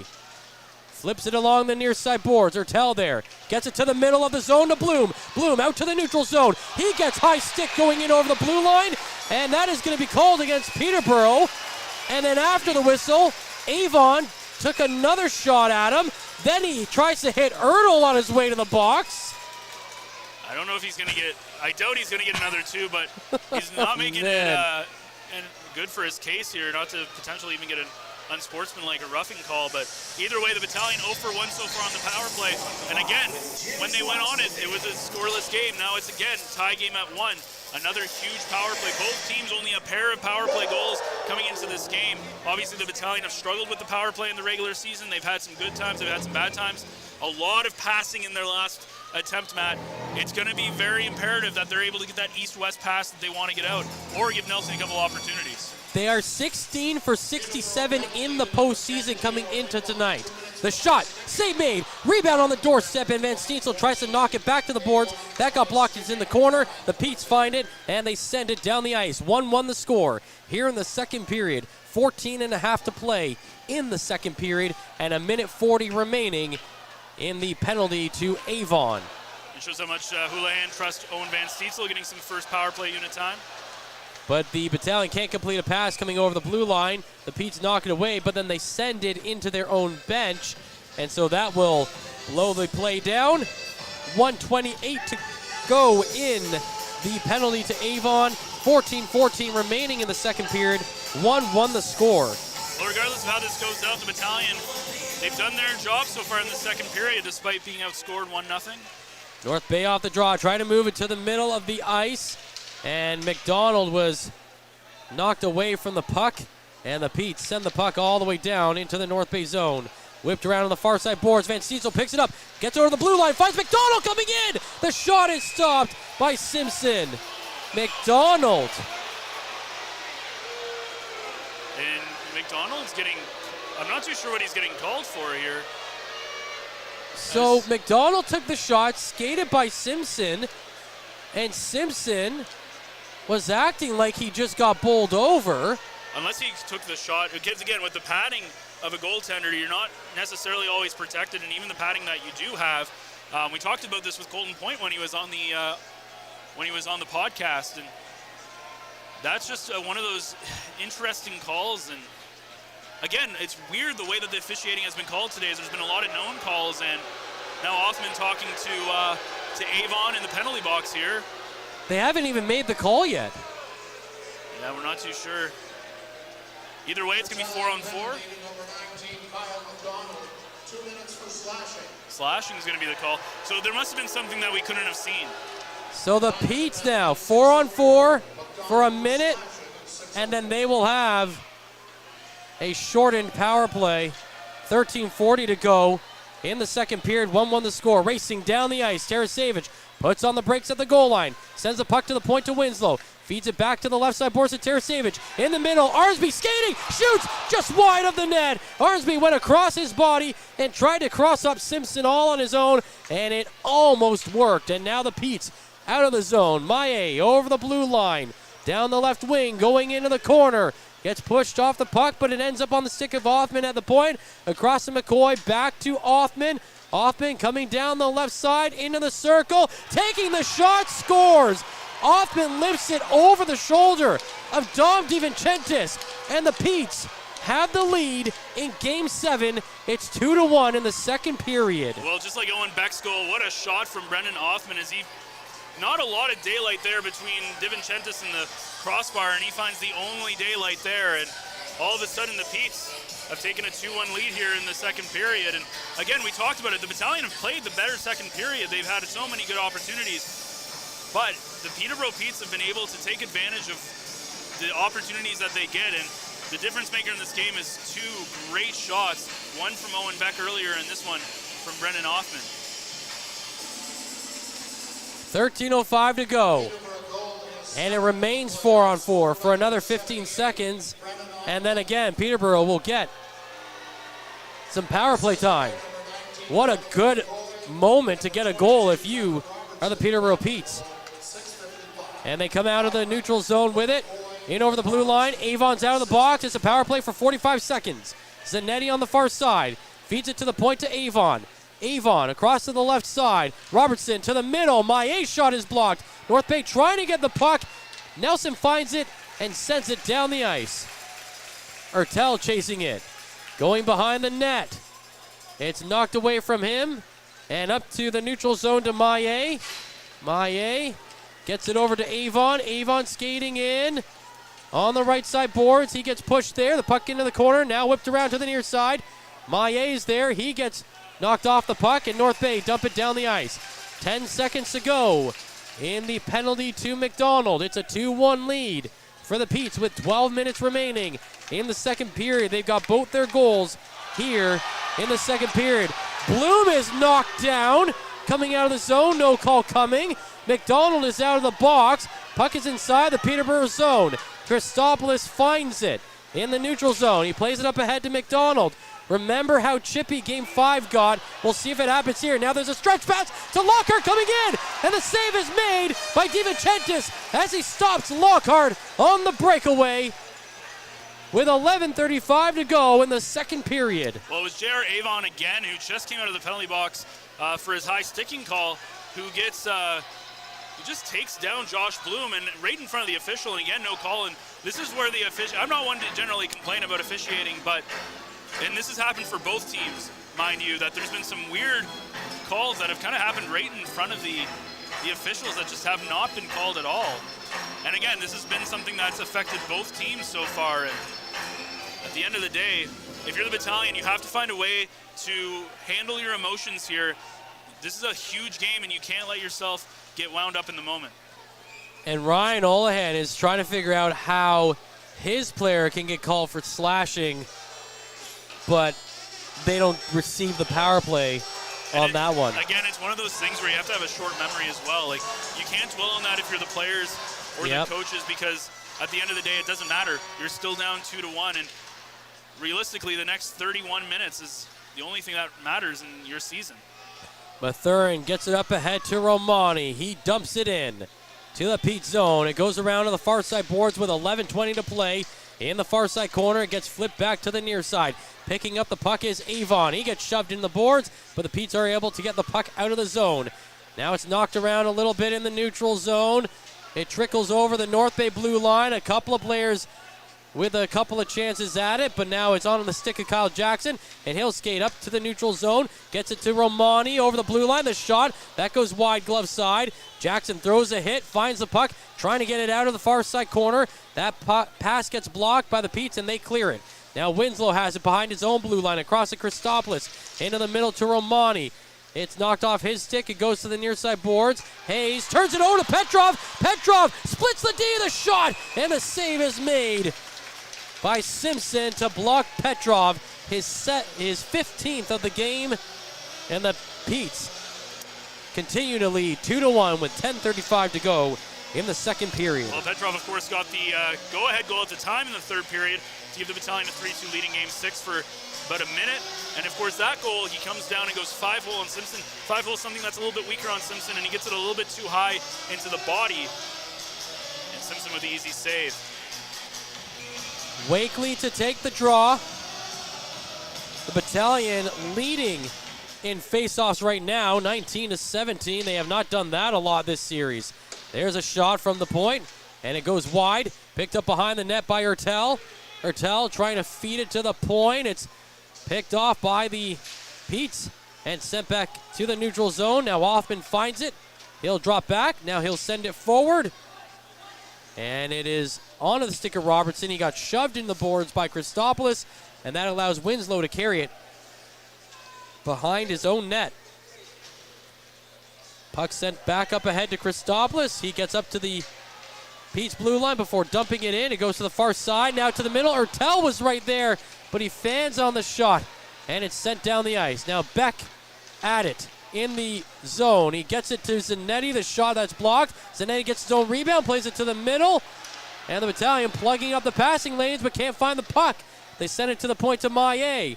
Maillet whips it around the boards. It's on the stick on the far side to Stillman. Stillman behind the net. That gets knocked back to the far side boards. Into the corner for Lockhart. Lockhart tries to play it back behind the net. Christopoulos picks it off for North Bay, and he gets it to the point, but kept in the zone by the Petes. They send it to the near side corner. Stillman is there for Peterborough. Now he's pressured on the boards, and the puck is frozen in that area with 9:15 to play in the period.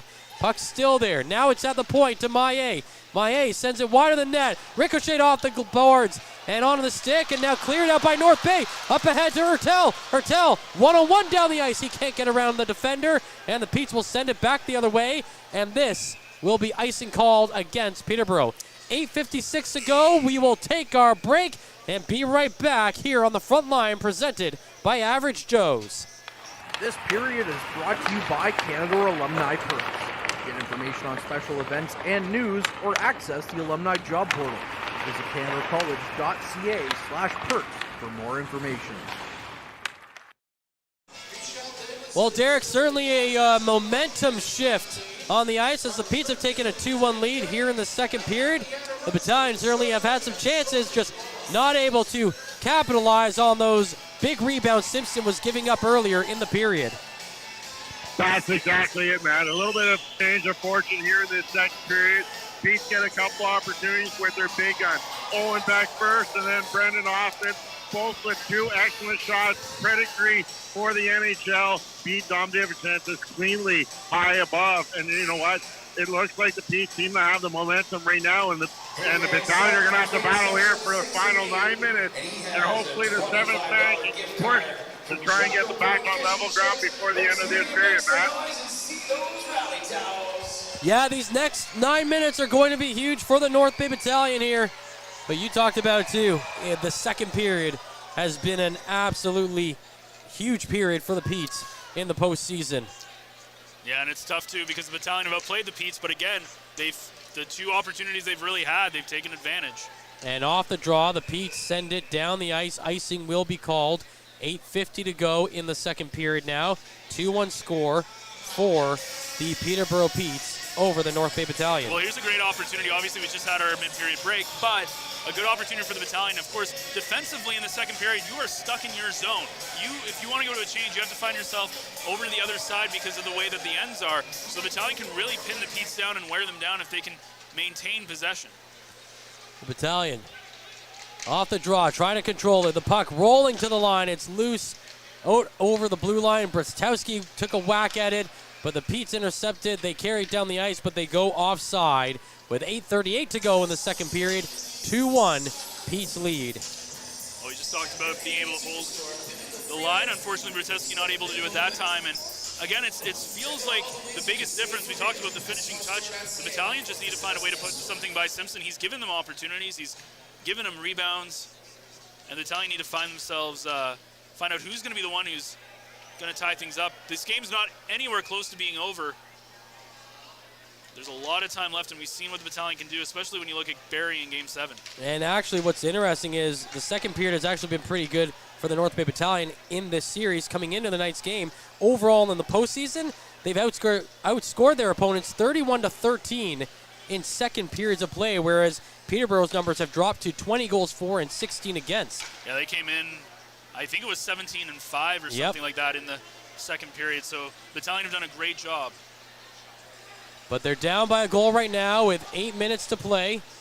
DiVincentis makes a save, and now he sends it to the near side to McDonald. He gets it out to the neutral zone. Jackson overskates the puck, and then it's sent down into the Petes end. North Bay trying to find the puck behind the net. The Petes break up the play, and they clear it out. Winslow shoots it into his own bench, and that will draw the whistle. 7:47 to go in period number 2. It's a 2-1 North Bay lead. Well, Courtney has been pretty busy this week, making the road trip down to Peterborough, and we thank him for doing that. So we will have a new episode of the Frontline Podcast out for you soon. If you want to download the latest episode, that's where Courtney and Ben had a chance to catch up on what took place over the first little bit of this series and their predictions on what lies ahead. So you can tune in and see how right or wrong they were. Like, share, and subscribe to the Frontline Podcast today. Playback underway. It's inside the Peterborough zone with 7.5 to play. In the corner, the Petes find the puck, and they will get it cleared out. Winslow has it just behind the blue line. He'll send it back in. Peterborough get control. They send it back out. Down the ice, Christopoulos chasing with Hoffman, and it will be icing called against Peterborough as no one was able to touch it in the neutral zone. 2-1 score for Peterborough, 7:18 to go. Well, again, these are the opportunities that, and I think you got to look to some of the big guys. And we said this in the pregame show: the McDonalds, the Jacksons. And if you look at today, McDonald has had his opportunities, but puck just seems to be skipping over his stick today. If he can get something going, Liam Arnsby's been huge in big opportunities. Again, 3 game-winning goals in these playoffs so far. These are the guys in the Battalion need to step up here and tie this game. At the point, Winslow to the far side to Nelson. Nelson shooting, scores! It's Arnsby on the doorstep. The assist from Caden Nelly. And the captain comes through again to tie Game 7 at 2 apiece in the second period. What did I just say, Matt? You got to get some of the scoring. You got to go buy some 50-50 tickets for everyone tonight. There you go. It's Ty Nelson again now. Arnsby makes the tip, but this comes from Ty Nelson. A nice little wrister from the point. And again, those are the shots the Battalion haven't been getting. They haven't been able to get those screens in front, those opportunities. And a massive tying goal with 7:11 to go. Again, we said this game's not over. It's going to be a wild finish, I think, here, Matt. Liam Arnsby going into the game, 6 goals and 4 assists, 10 points in 19 games, tied with Luca Pinelli of Ottawa for first with 3 game-winning goals in this postseason. That one will not be a game-winning goal. That has tied the game. There's still a game left. What's that? There's still a game left. He can get another one. That's right. He can get another one, but his 7th goal of the postseason won't be a game winner. However, for the captain, this has been a huge series, as Liam Arnsby now has 4 goals in this series, which ties him with Owen Van Steensel for the team lead against the Peterborough Petes. Well, so Blackhawks winning the lottery for those who... Are you kidding? Yeah, they won the lottery. For those who have not been paying attention to the draft. Well, of course. If that's anyone... a big sign of relief as well as it's a good goal. If anyone thought there might be something fishy going on in the NHL, I think there's you can add to those conspiracy theories. Who was in last? It wasn't the Blackhawks, was it? No, I think they were third last. I can't remember. Anyway, playback underway as the Battalion have tied Game 7 at 2. Shot coming in towards Dom, and he gloves it for the save. So, the Battalion on that goal. The assist, as we said, is going to go to Ty Nelson. That's his 19th assist in the postseason, giving him 25 points. So he leads the league right now in postseason scoring. And when it comes to Battalion scoring in playoff history, he now has 35 points, tying him with Barclay Goodrow for 5th all-time in playoff scoring. That'll be his 7th point of the series as well. 2 goals, 5 assists, which makes him a point-per-game player. His 29th career assist ties him with Kyle Wood and Brendan Miller for 2nd all-time. He is 1 behind the leader, Cody Hodgson, who had 30 during his tenure in a Battalion uniform, albeit that down in Brampton. Playback underway as the Battalion fire the puck into the Pete's zone. Peterborough find it, can't clear it. At the line, into the corner. North Bay in control. Petrov skates to the middle. Takes a shot, is blocked by Beck. Petrov gets the puck back on his stick. Carries it behind the net. Sends it to the point. That's controlled by Luke and across the right side. Nelson sends it to the middle. The deflection is high off Hertel's stick. Petrov gets it back, sends it in front. And that one's deflected wide by Wakely this time. Puck at the near side boards and cleared down the ice. Big shift from that line as it was Petrov, Wakely, and Hertel, and they get a huge opportunity. Nelson really wanted to rip another one-timer and almost had a good little deflection off Hertel's stick. Into the neutral zone. Jackson skating over the blue line. To the right side, Tarasevic. He backhands it into the corner. Looking for Jackson there. Jackson pinned against the boards. Puck gets knocked up to the goal line. Tarasevic back involved again. Digging away at it. They try to center it. The puck knocked away by the Petes. And they will carry it out of the zone as Avon sends it down the ice. North Bay trying to get to it. Avon beats out the icing call. And now he's trying to beat out Christopoulos for possession of the puck behind the net. The battle continues back there with 5:10 to play in the second period. 2-2 the score. Series tied at 3. Puck still frozen in that area behind the North Bay net. Jackson digs it out. He gets it to Petrov, who flips it all the way around the boards to the near side. Tarasevic gets it back behind the net for Winslow. Across to the far side corner to Christopoulos. Christopoulos pinned against the boards once again. 4:45 to play in the second period. As the puck continues to be frozen there. Now it's chipped out of the area to the half boards on the far side. Back behind the net, into the corner.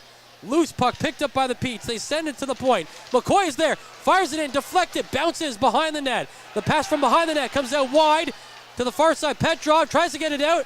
He doesn't. Pass to the middle, picked off by Christopoulos. He gets it out to the neutral zone, sends it up to the blue line to Tarasevic, and he dumps it down. That was a long shift for that Tarasevic-Jackson combo out there. Again, you're pinned to your own zone, right? Yep. In the second period. Now Arnsby's out there with McDonald and Van Steensel. So they are switching up lines on the fly here. Arnsby throws a hit on Maillet in the neutral zone as the Petes send it down into the North Bay area, but McDonald finds the puck. And they get it cleared to Arnsby. Arnsby has a stretch down the right side. Arnsby sends it to the middle. Van Steensel cannot bury it. Sent it off the shoulder of the goaltender Simpson. Now the puck comes through the legs of Simpson, but comes back out wide. It actually went off the end boards and through the legs of Simpson and out wide.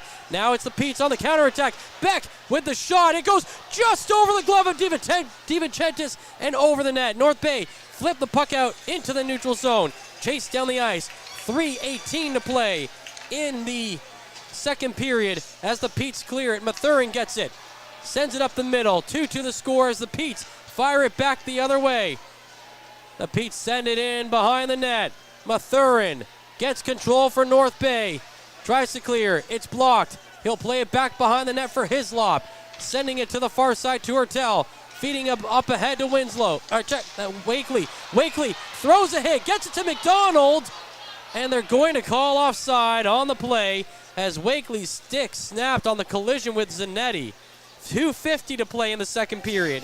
2-2 the score. Well, regardless of what team you cheer for, one heck of a game so far as both teams have really put it out all on the ice here, and really both teams kind of deserving no matter who ends up taking it here. But at the end of the day, I think we talked about this going down to goaltending, and this is exactly what it feels like.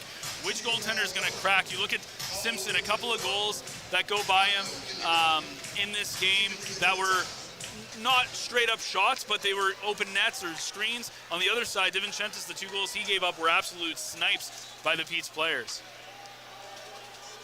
Puck sent down the ice into the North Bay zone. Romani and Wakely in the area. Flipped around on the near side. Nelson poking the puck into the corner. Back behind the net. Wakely, Romani looking for it, trying to center it. That gets blocked. It goes into the corner. Romani there again. He gets pinned against the boards. The puck to the half boards.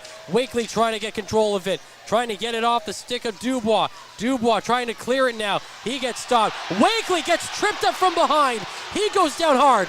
No call coming on the play. And the Petes are able to clear it. Nelson from the neutral zone fires it in. Wakely is slowly getting to the bench there. Well, it's tough because when you don't call calls on one team, it's hard to call calls on another team. And that's the conundrum the referees are in at this point. At what point do you start making calls? And at any point, no matter who it goes against, the teams are going to complain because it just has been a very spotty officiated game. And now they're in some hot water in terms of how they handle the rest of this game. Just 3 penalties called in this game, 2 against the Petes. Delay of game and high sticking, and 1 against the Battalion. McDonald got called for hooking as DiVincentis had to make an awkward save there. But the puck gets cleared, and it's Jackson carrying it down the ice. Sends it to the left side of Petrov. He stops at the boards and then gives the puck away. And the Petes coming down on a 2-on-2.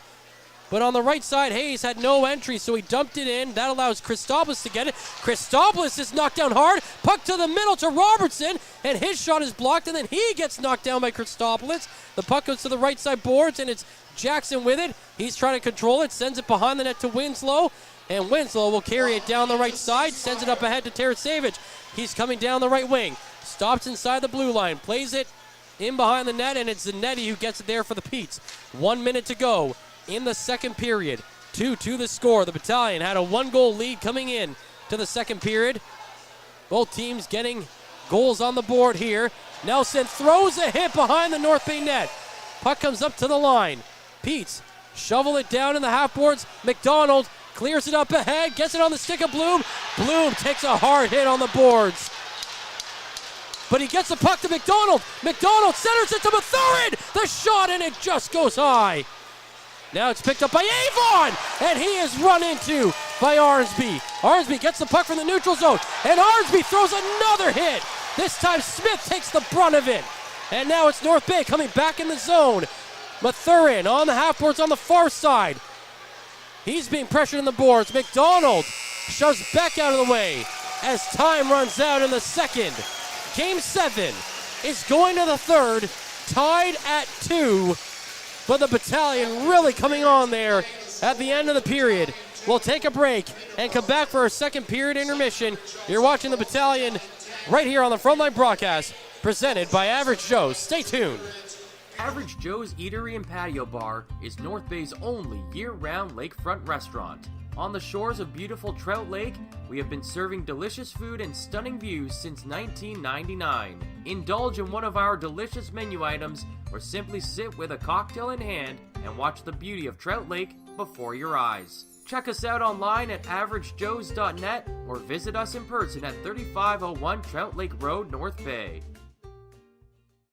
As a Canadore College alumni, you have access to perks. Canadore Alumni Perks. This is a lifetime membership that includes special access to great offers, opportunities to get involved, and so much more. Graduates can access discounts and special offers from businesses and hotels locally, across Canada, and internationally. Get information on special events and news, or access the alumni job portal. Keep in touch with Canador's alumni office. Visit canadorcollege.ca/perks. Great things happen here. You rely on your vehicle to take you to the places that matter most to you. So bring your vehicle to the team you can rely on to keep it running at its best. Dave's Automotive Services. Whether you're getting your car or truck ready for the season with a tire change, making sure you're safe on the road with an inspection and certification, or doing your due diligence to keep your vehicle in tip-top shape with regular maintenance, Dave's Automotive Services has you covered. Expert troubleshooting, quality repairs, and time-efficient labor are the 3 stars of service you can expect when you bring your car or truck to Dave's Automotive Services at 411 Airport Road. Call 705-478-5544 and book your appointment today. The Frontline Podcast, Season 3. Courtney Kenny, Matthew Sukram, Derek Lindemann, Bob Coles, and Ben Long bring you closer to your favorite teams like never before. Covering everything to do with hockey in the North Bay area, exclusive interviews with the North Bay Battalion staff and players, expert analysis on the OHL, NOJHL, and more, keeping you up to date on all things Voodoos, Trappers, Lakers, and more. It's a new season, it's a new adventure. The Frontline Podcast Season 3. Available wherever you download your favorite podcasts. Tonight's broadcast is brought to you by Average Joe's Eatery. Average Joe's, where we want your experience here to be a happy one. 3501 Trout Lake Road. And welcome back inside Memorial Gardens, where the first 40 minutes hasn't solved anything as we're deadlocked at 2 apiece. 3 goals in that second period, and it was Owen Beck getting it started for the Peterborough Petes. Only a minute 24 into the second period, his 6th of the postseason from Connor Smith and Brian Zanetti. And then at 6:55, Brennan Hoffman with his 7th of the postseason gave the Petes their first lead of this game from McCoy and Robertson. And then Liam Arnsby tied it back up at 2 as he tipped in a Ty Nelson shot for his 7th of the postseason at 12:49. Winslow picking up the other assist on that goal. Couple penalties to talk about in that second period. J.R. Avon went off for a high sticking at 5:14, and then just 40 seconds later, Kyle McDonald goes off for a slashing call as he chops at the goaltender Simpson. Face-offs won again, pretty even, as it's 23-22 in favor of the Peterborough Petes. Neither team scoring on their power play opportunity so far this evening. The Petes are 0 for 1 and the Troops are 0 for 2. Shots on goal, it was the Battalion out shooting the Petes in that second period, 10-8. But overall, it's the Petes with an advantage of 22-18. Only one game in the NHL playoffs tonight, and that is the Vegas Knights are in Edmonton to take on the Oilers. That game will get underway momentarily, but the big news out of the NHL is the Connor Bedard sweepstakes. The draft lottery is done, and it's the Chicago Blackhawks that get the first overall pick this year, with the Anaheim Ducks picking second and the Columbus Blue Jackets third. But putting that aside, we got a Bobby Orr Trophy that's going to be presented here later tonight. Hopefully, maybe 20 minutes more of hockey action. It could be longer the way these two teams are going. It's been an exciting game back and forth. And you know what? That second period was an exciting second period and really didn't solve anything but tie things up. I don't know if I could handle more than 3 periods of hockey, as this has been a very interesting game. The officiating's been basically non-existent, as there's been a lot of calls that both teams have just gotten away with. I think Peterborough had about 3 bench minors that could have got called for too many men. Wakely got his stick up in the face of a Peterborough player, et cetera, et cetera, et cetera. And the issue with that is, at what point do you say, if you're trying to keep score and one person gets away with one thing and one person gets away with another thing, at what point do you say we got to start calling some of these penalties? And the way that this game's kind of going, it could get scrappy, as it's already had its opportunities. But even at the end of that period, a lot of hits were being thrown by both teams. That's going to might be something to look at. And again, these guys are young. We have to remember that. They're still teenagers. And this is a huge moment. There's a lot on the line. You don't want to let your emotions get the better of you. So it'll be interesting to see, are we going to see that scrappiness in the third period? Or are the coaches going to be able to calm down their teams? And are we going to see a relatively clean third period?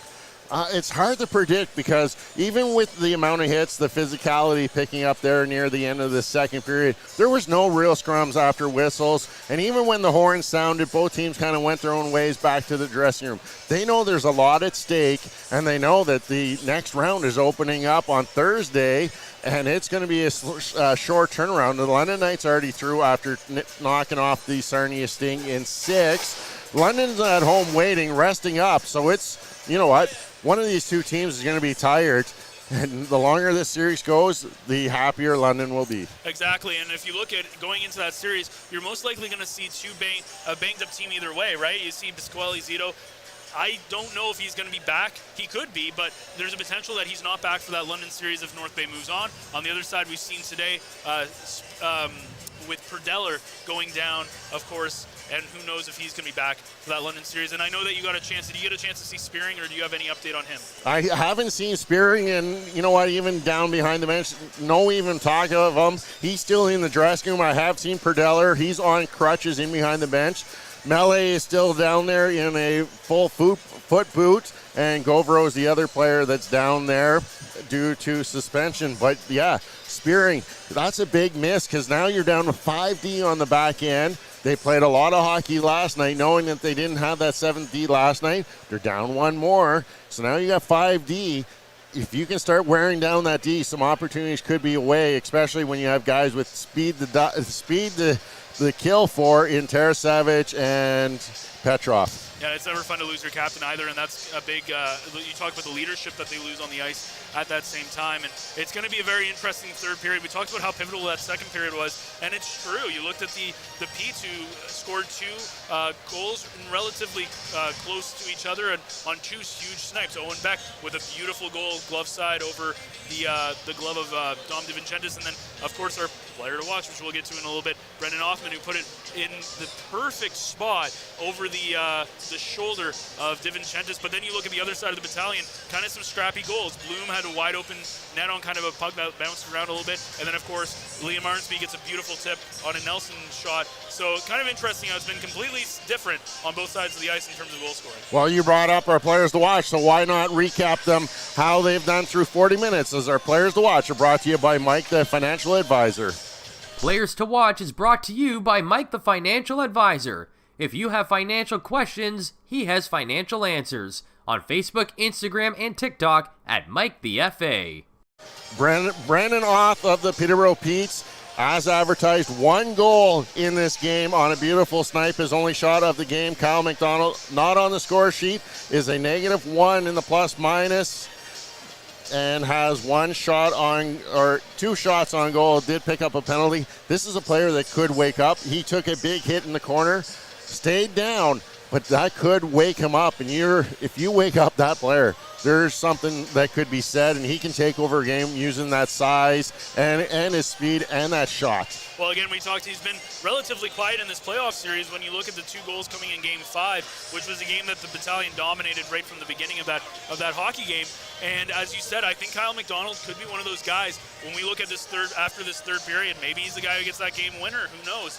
But he could definitely be a guy when he gets the chances. It seems like right now, though, he's not as sharp as we've seen him in the past with the puck. He looks like he just doesn't get that release that we know and that shot that we know.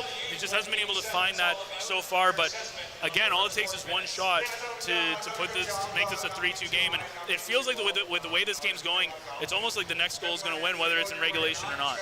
I totally agree. I was just thinking the same myself, is that it might only take 1 more goal.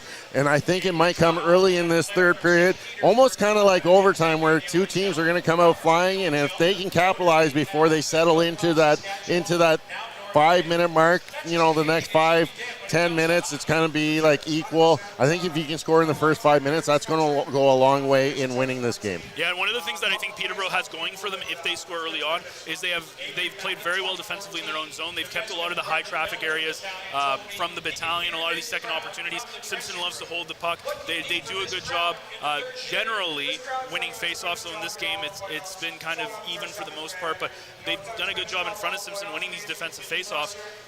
The other side, though, with the Battalion, they're going to be facing, if they score early, Peterborough's going to come out really aggressively as well. And even though the Battalion do well against that, it's going to be interesting. And I think I'd be a little bit more tense if Peterborough comes out and scores early on, just because we've seen how good defensively they've been able to shut down the Battalion in terms of high scoring chances. And I think, honestly, it's a little more important for the Peterborough Petes to come out a little stronger at the start of the third and push for that go-ahead goal early. They've got that short bench. They've lost a forward. They've got 11 forwards, 5D if Spearing doesn't return. They've played a lot of hockey in the last 24 hours, and that may take a toll on the Peterborough Petes, whereas the North Bay Battalion are still 11 forwards, 7D. You can that D and extra rest here and there, and then the forwards, you can put a guy out there like Petrov if he's deserving of an extra shift.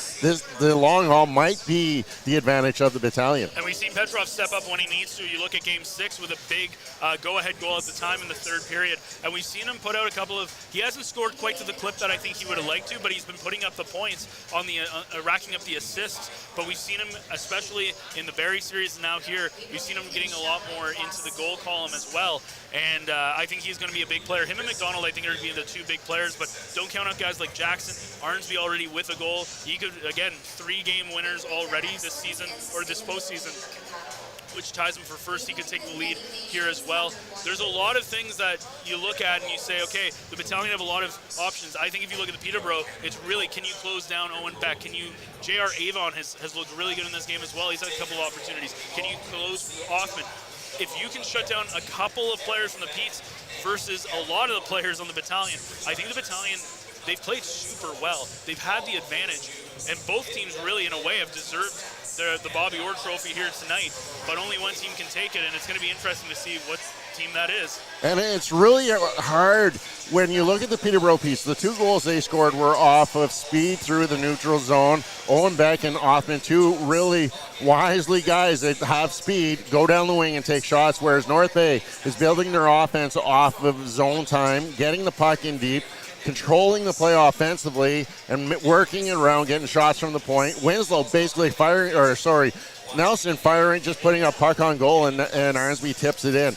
2 teams that are building their offense differently, but in a game like this, I think North Bay's really got to solidify and pick up that neutral zone ice and not allow the Petes to get the speed. Well, the one thing that's scary when you look at the Petes is every time they take a shot, you don't know what's going to happen, because they have been able to finish in this series. We've seen guys like Owen Beck and Hoffman in this game and in the series where they've really been able to find the back of the net on really nice shots. We've also seen that on the other side on the Battalion in past games. You look at the Wakely goal earlier in the series. You look at the Bloom goal in the last game. So there have been some opportunities from both sides, but as you said, you've got to take those opportunities away from the Petes. They're shooting from the side. We mentioned this in the first intermission. They're shooting from the side, glove side, and not good angles, but they've been taking advantage of some of the daylight that they've been given. The Battalion need to get more traffic in front of Simpson, as well as try and get those second opportunities. He's given up a couple of really bad rebounds, and they need to capitalize. Yeah, that's going to be key for the North Bay Battalion, and I think that Hoffman shot came from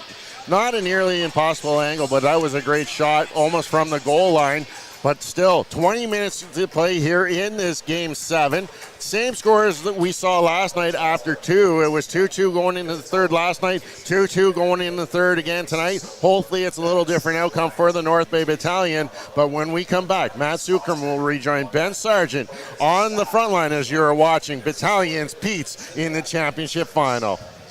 Meals are a special time for families to gather, share their day, and spend quality time together. Those dinners are made extra special when you add tropical produce found in the markets and grocery stores that carry La Huerta imports. La Huerta knows the importance of family, so they know which quality products make the best quality meals for your customers, whether it be Mexican Hass avocados, Brazilian figs, Ecuadorian red dragon fruit, or something just as exotic and special. To get your supply of the best tropical produce at competitive prices with brands buyers trust, contact La Huerta Imports at 705-752-1478. Community engagement is one of our core focuses at McDonald's. The key is finding the right people who are passionate about the same things we are, helping kids be kids. McDonald's proudly supports local organizations such as the North Bay Regional Health Center Foundation, Big Brothers Big Sisters, One Kids Place, the Children's Aid Society, and Ronald McDonald House Charities.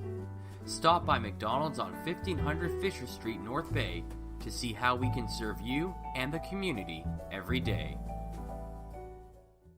Hey there, I'm Mike the Financial Advisor. When you strip it down to its core and you take away all the industry jargon, I help people solve financial concerns. So if you're concerned that you'll never save enough to retire comfortably, or that your kid is going to graduate post-secondary $40,000 in debt, or maybe even that life is going to take a really unfortunate sideways turn and somebody is going to have to open a GoFundMe page for you and your family, I can help you prevent all of those things from happening. If you want to see how, you can find me on Facebook, Instagram, and TikTok. Just do a search for Mike the Financial Advisor. You should find me.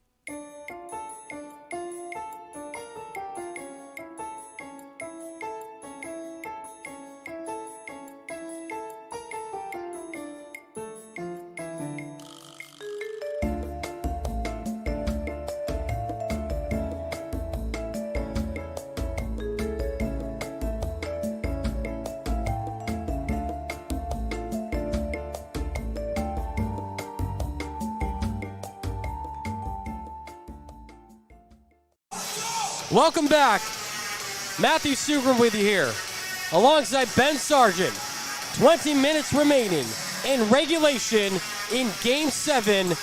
And like most of this series, it is tied once again.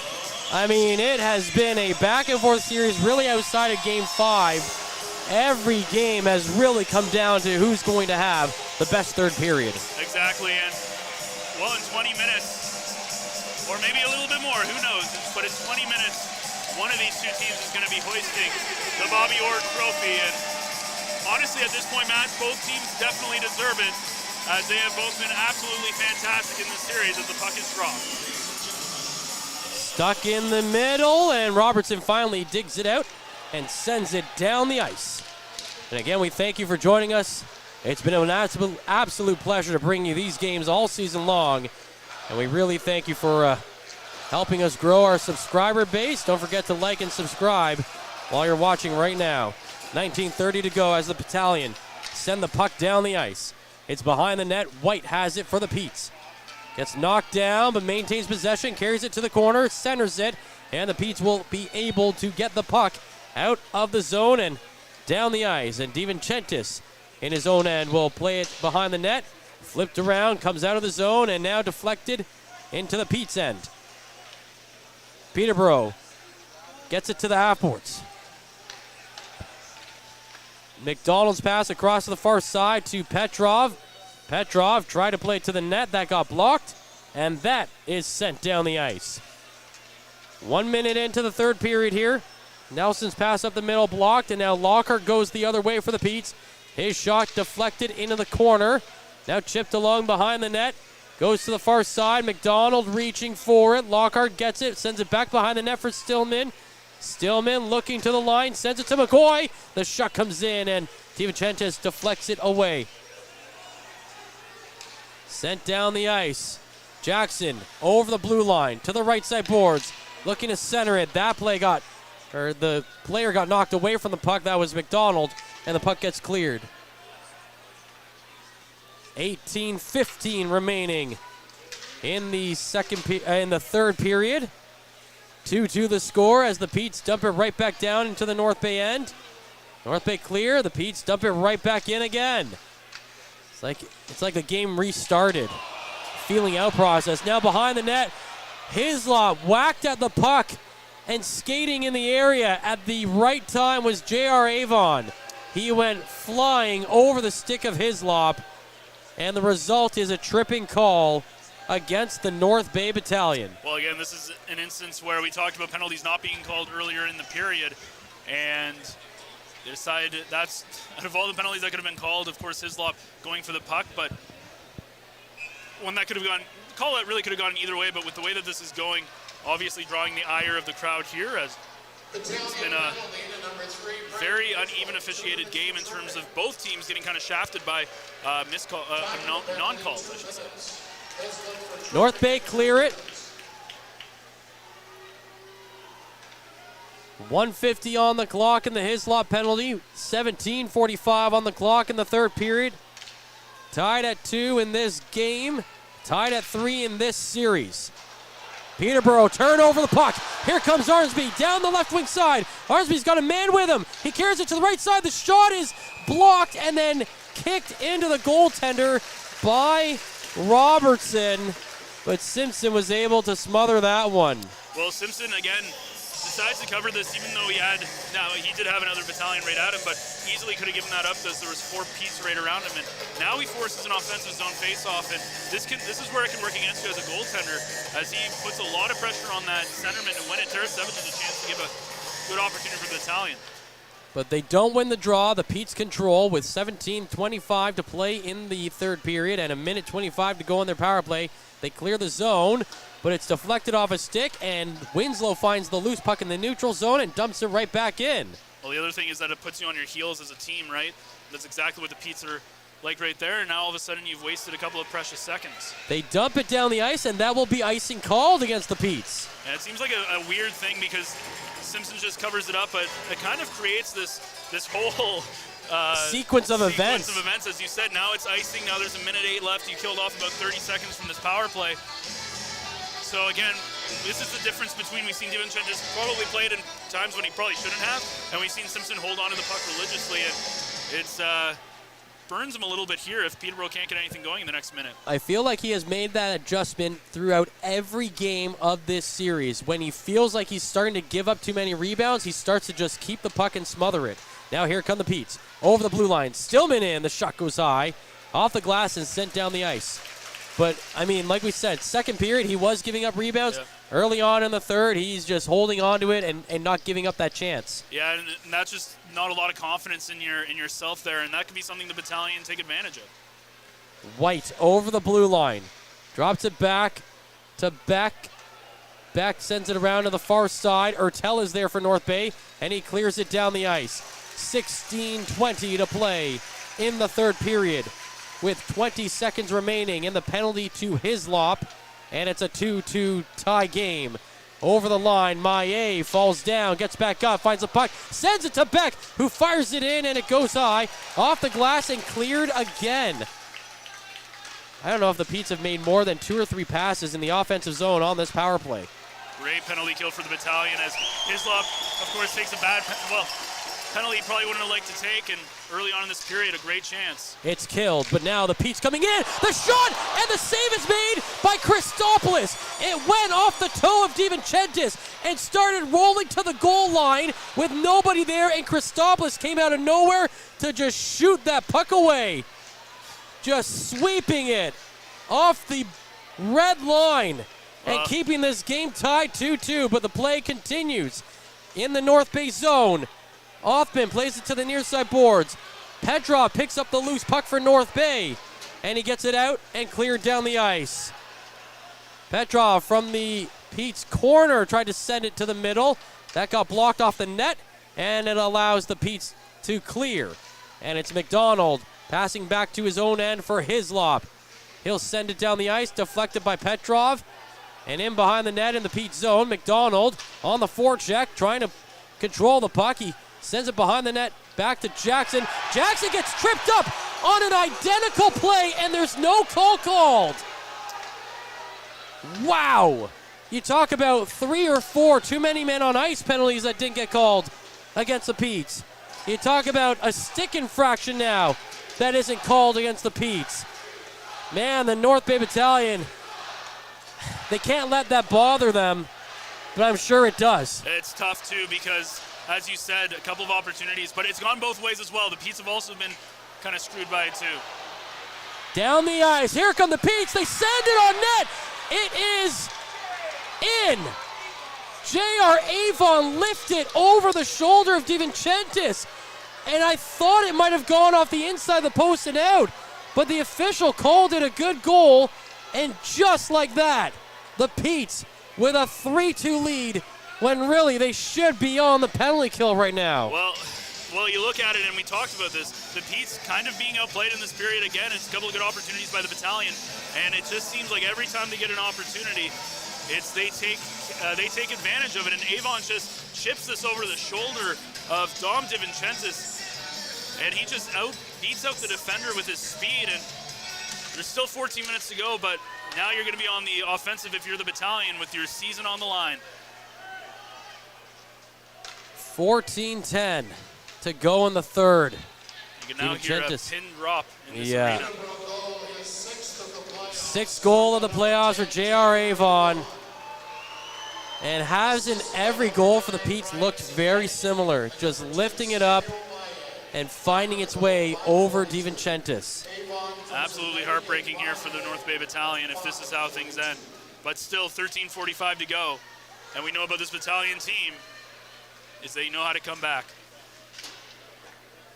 Battalion flip it into the Pete zone. Maillet has it, and he'll carry it behind the net with 13:30 to play. Sending it out to the neutral zone. Christopoulos finds the loose puck. Tried to send it up to McDonald. McDonald backtracks. Now he sends it across to Petrov. Petrov can't get it. It's broken up. And then McDonald throws a hit on Robertson as it's dumped into the North Bay zone. Well, sometimes hockey's not fair, and you look at this game, and again, even though the shots are 25-19 for Peterborough, the Battalion have had better opportunities. I think they've outplayed most of the game. And yet Peterborough is just all three goals have just been either great shots, but it's taking advantage of those opportunities that they've gotten. And now they're going to have to dig deep and find out, with their season on the line again, what they're made of. We talked about Peterborough scoring first, and defensively they've been so strong, especially up the middle, not giving a lot of rebound opportunities. The Battalion are going to have to find a way to get around it. Up ahead to Petrov, coming in on the left wing side. Petrov towards the net, driving, and his shot goes off the side. McDonald on the near side. Holds it on the half boards. McDonald tries to play back. He's shoved down by Avon, and Avon is just standing over him, continuing to shove him down. Right in front of the officials again. And both players get up and will get back into the play as the puck is inside the North Bay zone. Nelson through the neutral zone. Falls down coming over the blue line after a shove from McCallum. And then McCallum sends it the other way, but icing will be called against the Petes with 12:28 to go. In the third period, the Petes have a 3-2 lead. Well, Peterborough, you got to look at them coming into this playoff, and I don't think a lot of people had them beating Ottawa at all, and they did it pretty handily. And then to come in this series, and they've really shown what they can be now. You see, like, we've seen some great goaltending from Simpson. We've seen some timely goal scoring from their offense. And even though on paper the Battalion have a deeper team, the Petes have really been able to just finish, and that's what they've done all playoff long. Petes are in search of their first trip to the OHL Championship Series since they were last champions in 05 and 06. The Battalion trying to lift the Bobby Orr Trophy for the first time since 2013. Playback underway. Inside the Pete zone, the puck gets knocked out to the line and carried ahead by the Petes. Pass across the zone, shot coming in, and it's deflected in behind the net now. The puck gets back out to the circle. Dubois sends it up to the line to Maillet. Maillet chips it along the boards, now behind the net. McCallum, he falls down, gets back up, and now a couple other players join in, and some hard shoves back there. The puck still loose, it goes to the far side. Zanetti chips it back in the corner. No Petes in the area, and that allows Mathurin to get control. 11:40 to play in the third period as Mathurin brings it out through the neutral zone. Gets it up ahead to Bloom, and he dumps it in. It goes off the glass and hits the netting and out of play. 3-2 lead for the Petes here in the third. 11:32 remaining on the clock. Remember, they trailed 1-0 going into the third period against the Barrie Colts in Game 7 in the last round, and they are facing another one-goal deficit tonight. Biggest difference, of course, going into that third period. Here they've only got 11 minutes to do it, but we've seen this team rack up goals quickly, and all they need is one to force extra time. And again, they put the pressure on it, and all it takes is one bounce, and it just feels like in this series the bounces are not going the Battalion's way, and of course the referees for both these teams not helping either one. In behind the net. North Bay looking for control. It's Van Steensel back there. Van Steensel puts it in front. The loose puck is sent just wide of the net. And then Van Steensel is knocked down hard behind the net. And play will continue. Now Arnsby from the board sends it across the zone. It's out of the reach of Winslow, and he finds it in the neutral zone. Plays it across to Christopoulos. Up ahead to Arnsby. Arnsby dumps it down into the Pete's end. Behind the net, Smith is there first for Peterborough. gives it along the boards to Robertson. Robertson pinned against the boards. North Bay had a chance at the loose puck, but they turn it over. Now, on the near side, the Battalion get it back as they pin the Petes in that area again. It's sent to the middle. Arnsby's there, taking a shot, and it goes wide of the net. Picked up on the far side, Smith shovels it down the boards, and it gets cleared out to the neutral zone. Christopoulos sends it forward quickly for Romani. He will backhand it and dump it in as that line will change. It's sent back out to the neutral zone. Winslow with it. Gets it up ahead to Petrov. Petrov trying to come over the line. He gets tripped up, and there's no call coming. Yes, there is a call coming there. That's probably the most obvious trip in this game that Peterborough have made. And I was about to be so surprised if they didn't call that one. Well, yeah, fortunately, the referee had his arm up before you were able to get your sentence. Before I really lost it. But either way, we talk about pivotal moments. This could be the pivotal moment in the game for the Battalion. 10:24, when this penalty is over, they'll only have 8.5 minutes to try to find the back of the net, and this is where they can really shine here. North Bay win the draw. It's Nelson with the puck. Goes to the line, across to the right side to Jackson. Into the circle, Jackson feathers it behind the net. Picked up there by Ertel, sends it back to the point to Nelson. Nelson to the hash marks to Jackson. Now he'll walk into the middle, tries to get the shot off, blocked by Peterborough and sent down the ice. And it's J.R. Avon in the box for Peterborough, taking that tripping call. He has just given the Petes the lead, but now he's sitting for 2 or less. The puck at the line. Nelson couldn't keep it in the zone. He has to chip it ahead.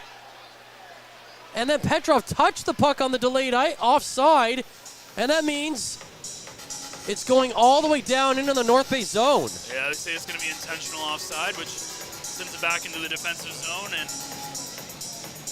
talk about J.R. Avon, that's the second penalty that he's taken in this game. Of course, he took one the last time the troops had an opportunity, and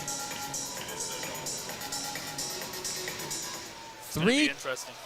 3-2 lead for the Petes with 9:45 to play. North Bay win the defensive zone draw, and they bring it through the neutral zone. Petrov over the line. Ertel flips it in. Along to the far side, into the corner. Jackson digging at it. McDonald involved as well. He gets it free behind the net to Petrov. Flipped into the corner. Still stuck in that area. The Petes just trying to kill time. Less than a minute to go in the penalty to Avon. Puck still in the far side area. North Bay looking for the equalizer here. It is 3-2 Peterborough with 9:10 to play now. Puck finally comes free. Jackson across to Nelson. Back to the right side. Shot coming in. And the save is made by Simpson. Petrov got a perfect pass from Nelson into the circle. And it is stopped by Simpson for his 19th save of the game. Well, a good idea there to give Petrov a shot, but he holds onto it for a second too long and allows Simpson to get into position for a pretty easy save. But 39 seconds left on this power play. It's going to go up to the second unit now.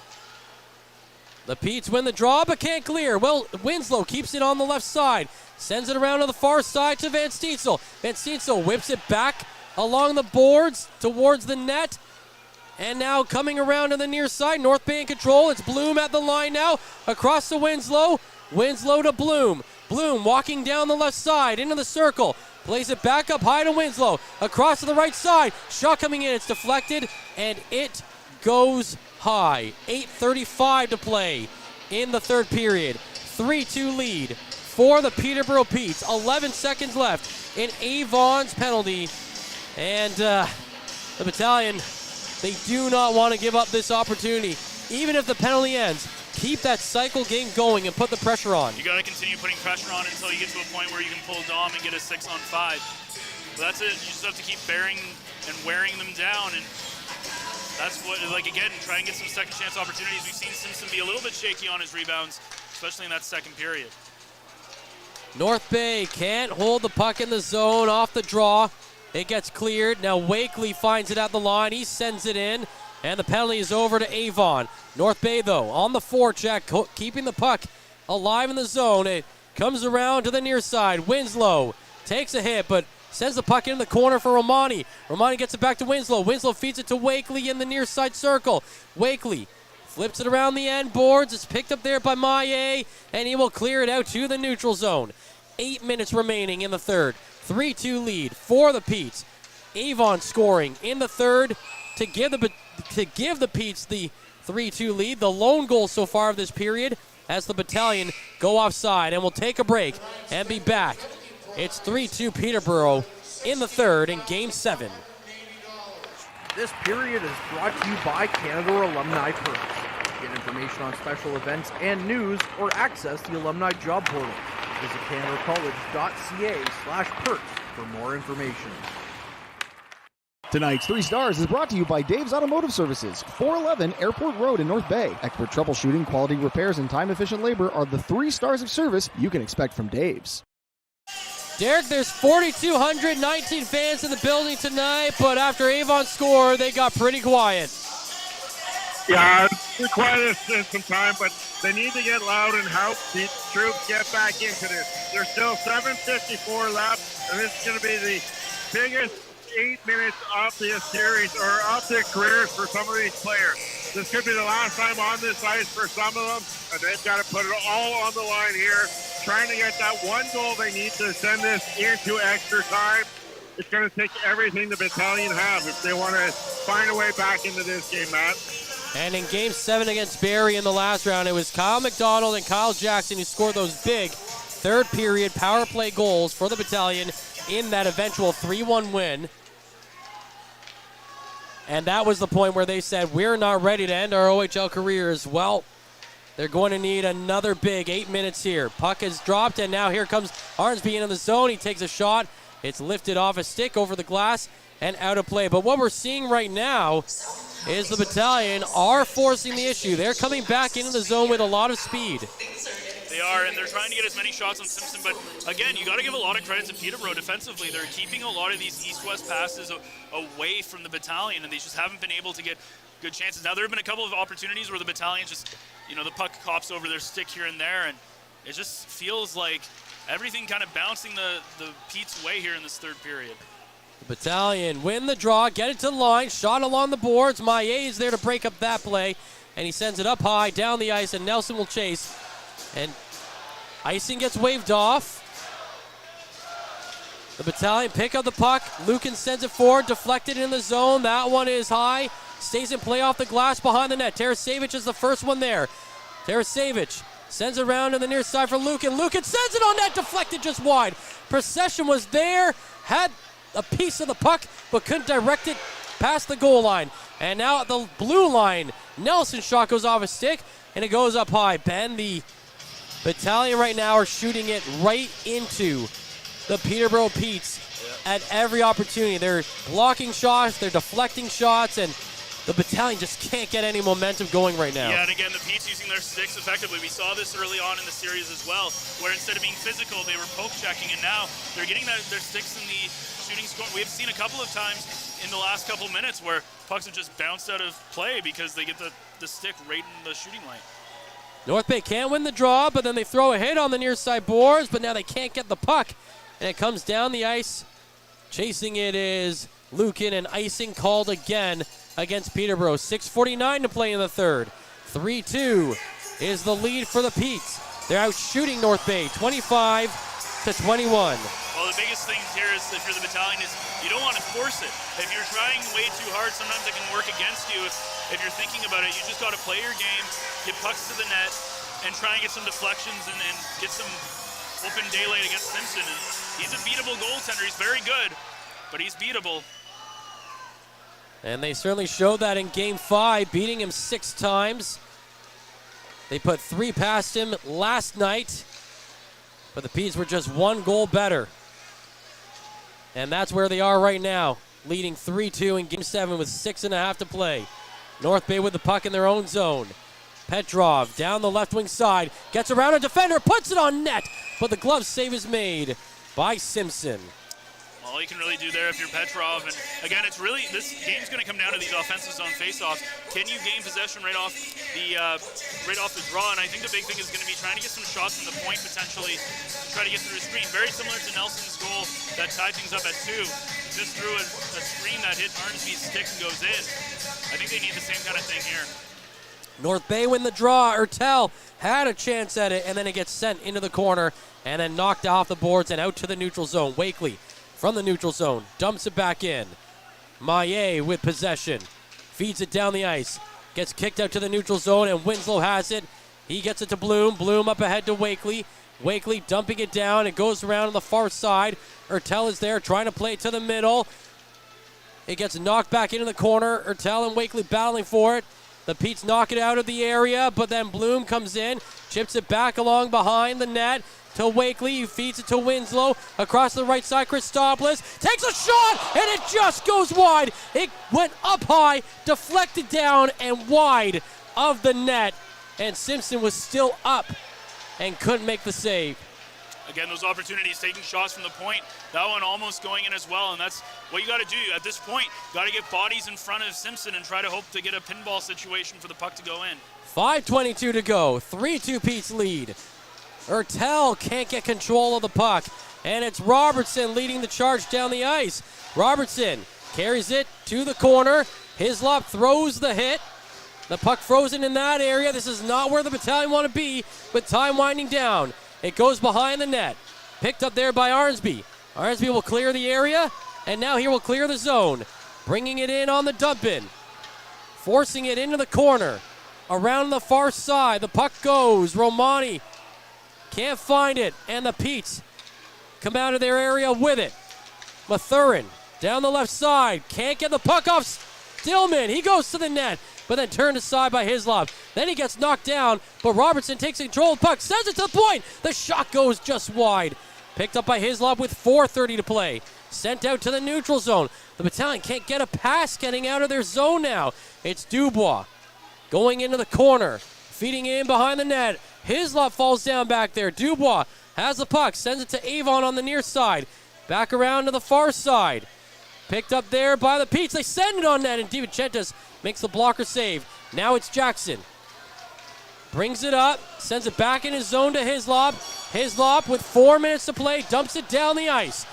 Into the far side, into the near side corner in the Pete zone. It comes back down the half boards. Petrov is there for North Bay. In behind the net, carrying it to the corner. Shovels it to the blue line to Nelson. Across the left side, Winslow. Winslow sends it on net, but it's deflected away.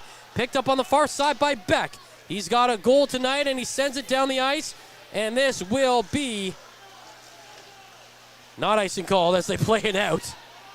They send it all the way down. McCoy behind the net now. Being pressured there. He sends it over to the near side of Smith. Smith down the half boards to Winslow.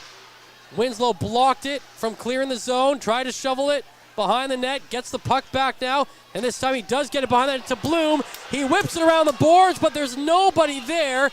And the Battalion will chase it down the ice. Well, precious seconds that they could not afford at this point. Going to have to keep an eye on DiVincentis as we get to the 3-minute mark. I feel like the next real possession they have, they might pull him. 3 minutes to go as it's dumped back down by North Bay. They trail 3-2 in Game 7 of the Petes. It's Bloom to the middle. Ertel's right there. Ertel can't get the shot off. Too much pressure on him. And the puck gets cleared out to the neutral zone. Mathurin chases it behind his own blue line. Now he plays it forward, and that's going to be icing against North Bay with 2:42 to play. The Battalion are just missing and having, they're just off on their communication right now. Yeah, and we've seen this from time to time this season, and obviously not a great, and you go back to the goal that J.R. Avon scored, a non-call earlier in the play, and then he just shovels it over the shoulder on a breakaway over Dom DiVincentis, and it just feels like a kind of a deflating way, but at the end of the day, you can't blame the Battalion the way they played in this game, as they have really played a really solid hockey game. They've gotten 22 shots on Simpson. 2 have gotten by him, but they'll need at least one more to keep their season going. Is in the near side corner. In the North Bay zone. Everyone in that area. It finally comes free. Bloom puts it to the middle of the zone, right onto the stick of Dubois, and Dubois will just shovel it back into the corner. North Bay in control behind the net. It's Christopoulos feeding it up ahead to Wakely. Wakely to Ertel. He dumps it in. 2:05 to go in this game. But it's the Petes who have control of it in their own zone. They send it down the ice, and that will be icing called. against the Petes. And we'll see if DiVincentis goes off here as a $154 offensive zone faceoff. This might be the best chance you get with the way that Peterborough's playing. And if there's a word to really describe the Petes, it's probably pesky at this point, because as there goes DiVincentis for the extra attacker. And this will be the moment, the Battalion season on the line with 1:54 to go, down 3-2. Net pulled. It's Jackson taking the faceoff. And what could be his final game as a Battalion. Jackson wins it back to Nelson. Across to the blue line to Petrov. Petrov shoves it behind the net. Arnsby knocked down back there. Can't get the puck, but McDonald feeds it to Jackson. Jackson back to the blue line to Nelson. Nelson to Jackson. Jackson shoots! Save made! And the rebound shoved back to the boards. Jackson's there to the corner to McDonald. Down the point to Nelson. Nelson shovels it back to McDonald in the corner. McDonald now pinned there. A couple of Petes in the area. 1:25 to go. Clock is winding down. Puck to the line to Nelson. Across to the right side, Petrov. Back to the left side to Jackson. Above the circle, takes a shot. Save made. Rebound to the far side. Nelson was there. Couldn't get the shot off. And the Petes clear the zone. It's in the neutral zone. It was on the stick of Hayes. He doesn't take a shot. And the Battalion get the puck off him. And they feed it back down the other way. Puck poked off the stick of Jackson. Going the other way. Nelson finds it. And there's 1 minute remaining. McDonald now over the blue line, takes a shot. Simpson makes the initial save and then smothers the puck on the blue paint. What a good play by Kyle McDonald as he takes a shot from a really bad angle, but what he's forcing is Simpson to stop the puck. He knows that Simpson's going to hold on to the puck, and now with 52 seconds or 53 seconds to go, as it looks like Ryan Houlihan will call a timeout here. And Matt, this is where it comes down to 1 minute. It's all the Battalion have left to find a goal, or else this is the end of the season. And the shame behind it is the fact that they really have played a great series. They really have. They had a 3-2 series lead after a big 6-2 win here on home ice in Game 5. And thinking was that, you know, if they could get half of that in Game 6, the Bobby Orr Trophy would be theirs. And they did. I mean, they scored 3 goals in Game 6 in an elimination game. They were up 3-2. But the Petes were able to battle their way back, tied it, and got the overtime goal. And the Petes now have led this game twice. Twice. The Battalion came out, scored the opening goal. The Petes took a 2-1 lead. North Bay tied it, and then the Petes took a 3-2 lead. And that is where we stand. With 52 seconds remaining in this game, the Bobby Orr Trophy is about to be awarded to someone. It could be the Petes if the Battalion don't score. They win the draw. Nelson to the right side. Petrov back to Nelson. His shot gets blocked. Beck got down to block it, and the puck is sent down the ice, and it will be icing called as it goes wide. Well, we're going to see a lot of that. Attempts at the open net. A huge shot by Nelson and a big block by the Peterborough Petes as again, this is going to be probably a long 40 seconds with the way that this one's kind of going, but it all comes down to this. Jackson, a huge face-off yet again. 41 seconds remaining, and the Petes win the draw. They whip it around the boards and send it down the ice, and another icing will be called against Peterborough. Well, it's kind of like basketball when they just keep fouling the players exactly. are just icing it here, but that gives the Battalion a lot of opportunities here. And again, it's Kyle Jackson's going to get a lot of opportunities potentially to try to win some faceoffs, but we'll see the Battalion if they win one to try to get a quick shot. Off the draw, it's the Petes again, whipping it around the boards. They can't clear. Petrov there to the half boards, Romani. Back to Petrov with 30 seconds to go. Sends it to Nelson. To the left side, McDonald. Back to Nelson. To the right side, Petrov. Back to Nelson. Holding it at the line. 15 seconds to go. The Battalion got to shoot the puck. Nelson's shot goes into the bodies. He gets it back. Feeds it to McDonald. In along the end boards. McDonald whips it back around to Nelson. 8 seconds to go. Nelson's shot blocked again. He'll get a third chance at it. And the shot goes wide. 2 seconds to go. And the Peterborough Petes will claim the Bobby Orr Trophy. And they are Eastern Conference champions in 2023. And the Battalion, for a second straight year, have come up just short. Another year of heartbreak in the Gateway City as the troops will not accomplish their goal of claiming the Eastern Conference. Yeah, and it's tough. You got to give a lot of credit to the Peterborough Petes. They played one heck of a series. So did the Battalion, and look, they come in, they're a 4th seed. They really put it to Sudbury. They really dominate Ottawa for the most part, and they come here and play toe-to-toe with the Battalion. And I think if you're North Bay, you're so close. But at the same time, you look at the performance that you had, and there's so many what-ifs in this series in Game 6, what-ifs in Game 7. I think at the end of the day, when you look at it, though, you have to be proud of the way that you played, especially coming off of the fact that you were swept last year, and you forced us to a Game 7. But it's never easy, especially on home ice, to see somebody else, another team, capture the championship. But you got to give a lot of credit to this Battalion team. They played their heart out, Matt, and that's all you can really ask for. And this is the 3rd time that the Battalion have had to watch another team lift the Bobby Orr Trophy at Memorial Gardens, and it's a team not wearing a green Jersey, uniform. Yeah. It's Oshawa in 2014, Hamilton last year, and now Peterborough this year. And it's so, again, like for the guys who are not going to be here next year, the Kyle McDonalds, the Kyle Jacksons, the Avery Winslow, etc. Some of the guys who probably won't be, like, the Matvey Petrov. It's tough, and it's so bittersweet to be so close and to be the favorite coming into this series. But again, you can't stress enough that you got to give a lot of credit to Peterborough. This is not a series the Battalion lost by any means. This is just one of those times where the bounces didn't go. You could blame it on the officiating, you could blame it on the bounces, you can blame it on whatever you want. This is a tough one to swallow for your Battalion, and at the end of the day, it was probably one of the best playoff series that we've seen here in North Bay in a very long time. Yeah, you can't argue that. I mean, every game was so close, including this one. A 1-goal loss, 3-2 in regulation. And that is how the series started back on April 28th. It was Peterborough taking Game 1 here at Memorial Gardens by a 3-2 win. North Bay won Game 2, 3-1. Peterborough took Game 3, 3-2.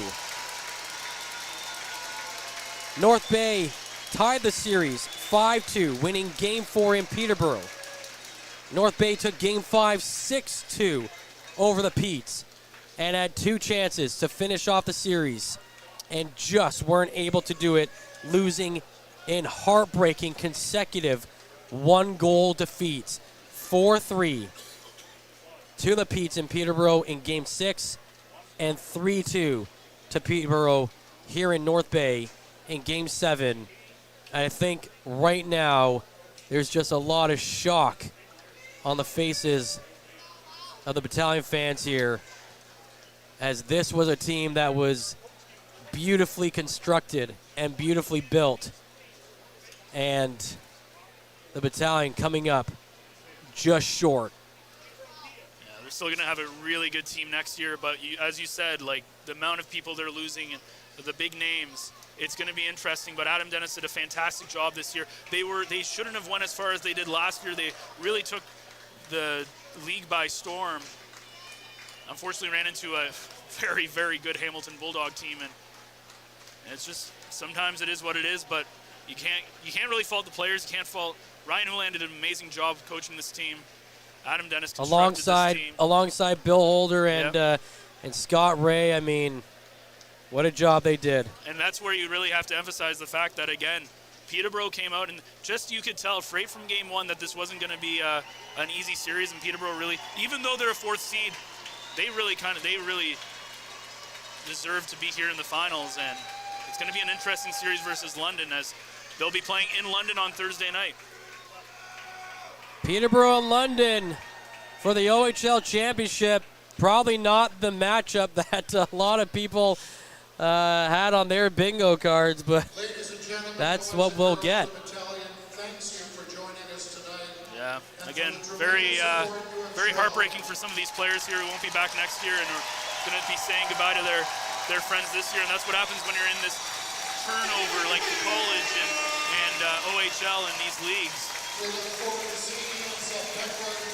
But if I have one faith, it's in that Adam Dennis is going to build this team back up, and expect big years from Dallin Wakely and Anthony Romani. Owen Van Stietzel is going to should take a big step forward. You're going to have some great veteranship as well. With Liam Arnsby potentially coming back in his OA year, of course, Dom DiVincentis will be back. Ty Nelson will be back. So a lot of good things to look forward to as well with some of the guys they've also drafted, some of the guys we've seen this year for a few games as well. And just a very bittersweet loss here at the Gardens. Yeah, I mean, you look at the journey of one of the overagers in Kyle Jackson. You know, he's the longest tenured battalion member. He was here in a year when the battalion didn't make the playoffs. Then he had to go through a COVID season. Then he had to go through a year where he didn't get drafted. Then the battalion finally built around him. He just keeps on improving. He gets drafted, gets to the conference finals in back-to-back years. What a career in the OHL that Kyle Jackson has had, and again, longest tenured member of the North Bay Battalion. But you know, we're also going to lose. We're also going to miss seeing guys like Matvei Petrov. Don't know if Lukin will be back with as your two overage guys, as your two import guys, I should say. You know, Avery Winslow was one of the first guys that general manager Adam Dennis traded for after the battalion made the necessary move to switch gears and get some new life into this team. And, you know, I think that was a special relationship that Adam Dennis was able to build with Avery Winslow.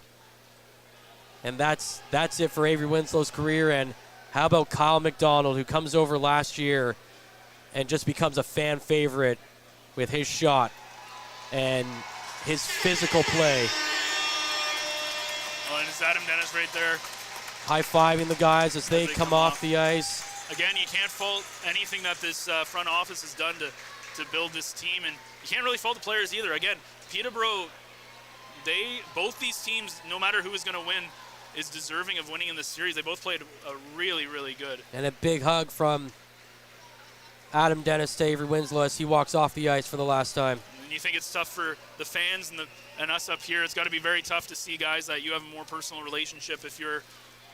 And again, they look to take a step forward, and they did. They forced this into Game 7, but they come in as the favorites this year, and you expect them to at least get to the OHL final to face the London Knights. I think realistically, you look at maybe a 6-7 game series, and then you say, you know what, that was one heck of a team, but you run into a super hot Peterborough team. And look, this isn't just the battalion. They also stunned the Ottawa 67s at the same time. Yes, they did. So you can't. Maybe a team of destiny. If they are able to take down Ottawa, take down North Bay, and then take down London, sometimes destiny is just written and you are not on the side of it. Yeah, so it's going to be a very interesting final. Of course, they're going to come in kind of beat up, playing an extra game on Thursday. They're going to have the quick turnaround time, but overall, again, it's so hard not to stress. Like, you can't be too upset. You see Ty Nelson really taking this one. Same with Dom DiVincentis. Two of these guys have been backbones of this team. As Nelson gives a big hug to Tarasevic, who, again, might not be back next year. You see Van Stietzel. And I think Dom is the one that's taking this the hardest. And it's tough because he, OHL goaltender of the year, gets OHL goaltender of the week.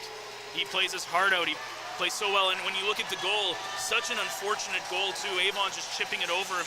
And I'm sure with the way that he is, he's probably looking back at that saying, you know what, I should have had that. I should have saved that, which is what a lot of these guys do. And a big hug from Nelson and DiVincentis, who are very close, and both of them should be back next season, or will be back next season. And they were really two of the guys that really helped turn this team around. Yeah. And there's so many what-ifs in this series. You look at that, Petrov taking the lead in the third, 3-2. And then immediately the Peterborough Petes tying it up. The fact they haven't been able to really win in overtime in this playoff. There's a lot of things that could have changed. And I don't think you can really dwell on that. And it's going to be a very tough. It's going to be a very tough offseason, I think, for guys to swallow the pill, and until we get to September and games start going up again, it's not going to be a fun summer, I think, for some of these guys. Yeah, and I think for those last two guys there, Dom and Nelson, it's just, again, what could have been, right? And you talk about a what if. What if Zito is healthy to play the remainder of this series? Yeah. Right. That's a big question mark, and he's been so big, right? It reminded me so much of the 2014 series against Oshawa when Zach Bertina got injured in Game 2 down in Oshawa, and they didn't have him for the remainder of the series, and the Battalion ended up losing that series to Oshawa. All right, so we're going to take a break, and we'll be right back for the La Herda Imports post-game show. Thank you, everyone, for joining us tonight. It's been an absolute pleasure. We'll have our goodbyes after this. A little bit more on the way on the other side. Average Joe's Eatery and Patio Bar is North Bay's only year-round lakefront restaurant. On the shores of beautiful Trout Lake, we have been serving delicious food and stunning views since 1999. Indulge in one of our delicious menu items, or simply sit with a cocktail in hand and watch the beauty of Trout Lake before your eyes. Check us out online at averagejoes.net or visit us in person at 3501 Trout Lake Road, North Bay. As a Canadore College alumni, you have access to perks. Canadore Alumni Perks. This is a lifetime membership that includes special access to great offers, opportunities to get involved, and so much more. Graduates can access discounts and special offers from businesses and hotels locally, across Canada, and internationally. Get information on special events and news, or access the alumni job portal. Keep in touch with Canadore's alumni office. Visit canadorecollege.ca/perks. Great things happen here. You rely on your vehicle to take you to the places that matter most to you. So bring your vehicle to the team you can rely on to keep it running at its best. Dave's Automotive Services. Whether you're getting your car or truck ready for the season with a tire change, making sure you're safe on the road with an inspection and certification, or doing your due diligence to keep your vehicle in tip-top shape with regular maintenance, Dave's Automotive Services has you covered. Expert troubleshooting, quality repairs, and time-efficient labor are the 3 stars of service you can expect when you bring your car or truck to Dave's Automotive Services at 411 Airport Road. Call 705-478-5544 and book your appointment today. The Frontline Podcast, Season 3. Courtney Kenny, Matthew Sukram, Derek Lindemann, Bob Coles, and Ben Long bring you closer to your favorite teams like never before. Covering everything to do with hockey in the North Bay area, exclusive interviews with the North Bay Battalion staff and players, expert analysis on the OHL, NOJHL, and more, keeping you up to date on all things Voodoos, Trappers, Lakers, and more. It's a new season, it's a new adventure. The Frontline Podcast Season 3. Available wherever you download your favorite podcasts. All right, welcome back. We'll give you a quick summary of this game before we sign off. So the North Bay Battalion got the opening goal of the game, and I believe this is the first or just the second game of this series where the team that scored first didn't end up winning the game. So Josh Bloom got his 5th goal of the postseason at 10:56 in the first period. That lead held over into the second. That's when Owen Beck scored his 6th of the season, just 1:24 in to tie the game. Brennan Hoffman scored his 7th of the postseason at 6:55 to give the Petes their first lead of the game. Liam Arnsby tied things up at 12:49 in the second period, his 7th goal of the postseason, and things remain tied until the third. J.R. Avon, his 6th goal of the postseason at 5:42, and that ended up being the game winner. Your Dave's Auto 3 stars are J.R. Avon, Brian Zanetti, and Liam Arnsby. Nobody had a power play goal in this game. The Petes went 0 for 2. The Battalion went 0 for 3. The Petes outdrew the Battalion, which was a common theme in this series, 40-27 in the face-off circle. And the Petes ended up outshooting the Battalion 27-24 overall. The Battalion outshot them 6-5 in that final 20 minutes. All right, so to wrap things up, just your thoughts. I mean, I talked to Adam Dennis on the weekend about their conditioning camp, and, you know, here's the thing. I feel like the Battalion have gotten themselves to a point where they aren't going to have to be in these spots where they have to completely tear down again. They've got assets. They've got some guys that they drafted that look ready to play, and they're going to have some returning players. And you know, Adam Dennis has been savvy with his trades throughout a lot of this the past couple of years. I think that this is a team that is going to be in contention again next year, even though we're 5 minutes after ending this season. That's my early prediction for the 2023-2024 season for the North Bay Battalion. Well, I think you're right. I think they're going to be closer to what we saw from Barrie or Peterborough, where they're more in that 3rd to 4th spot at the end of the season, because they are losing a lot of depth pieces. And we said it, this team was 12 forwards deep and about 6 to 7 defensemen deep, and they had the best goaltender in the league. Now, the scary thing is that Dom DeVincentis can take an even further step next year, which I don't know if that's even possible. That's right. But he does.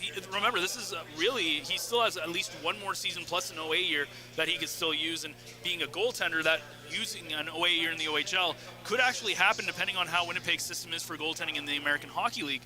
But at the end of the day, I think, this team isn't going to be the team that they are this year, where they had Memorial Cup aspirations and more. I think this is going to be more of a team that we saw against Peterborough. But as you said, Adam Dennis gets the this is his first chance to prove himself as a general manager when it comes to turning over a lineup, which is such an important asset to have at this league when you have so much turnover year in and year out. And he has a great chance to, again, you look at guys like Dallin Wakely and Anthony Romani, who I still think Romani is going to be a 40-goal scorer next year. Wakely already 30 goals this year. He could be hitching that line. I really want to see them. They have great chemistry together. I'd love to see them in a line together. And how about Owen Van Steensel, who became a scoring machine in the postseason? Yeah, and he took a bit of a step back point-wise this year, but I think he has the ability to get about 25 goals plus, depending if he gets more ice time as well. We've seen Ethan Procession have a really good rookie season. Jacob Therrien did really well, despite not getting any time in the playoffs, as he was kind of the odd man out, but we saw his progression go up. We've seen Lucan take another step. We've seen Mathern, unfortunately, miss a whole year. There's a lot of good things still left in this Battalion team. Are they going to be as good next year? Probably not, but they're still going to be a team that's going to find themselves in the postseason, and they're going to find themselves, I think, deep in the postseason and could be back here again this year. And I have a lot of faith in Adam Dennis. It's going to be interesting what his offseason looks like and what this team looks like come September. Absolutely. Okay, we're going to wrap things up. Honestly, it has been an absolute pleasure to bring you the games this year. We can't thank you enough for tuning in all season long. When we went into it this year, we really didn't know what to expect. Our subscriber base was about 70 people going into the season. As I look at it now, we are up to 447 subscribers on our YouTube page. We're getting more and more downloads on the podcast every single week. It has been so amazing to grow this community of people that know what the front line is and that look forward to tuning into it. I know this is really self-serving, but we really, really appreciate it. And if people weren't tuning in, there would be absolutely no point in doing this. We've had people say that there is no value to doing this and that we don't bring a lot of attention to the team, but we felt that we really did, and I think that this shows that the front line has a place here to bringing local hockey to the fans, whether it's through the Battalion, through the Powassan Voodoos, the Trappers as well. We're working on things behind the scene. We're growing, and we can get there a lot faster if you help us out on Patreon, but if not, we just appreciate you liking, sharing, and subscribing. Tell your friends, tell your family, tell everyone you know about us, and we can't wait to bring you the games next year. Before we go off, I got to thank everybody that has been a contributor this year to what we have done. I'm just going to go down the list here. So, of course, thank you to Courtney Kenny, who has probably put more hours and more blood, sweat, and tears into this than any of us.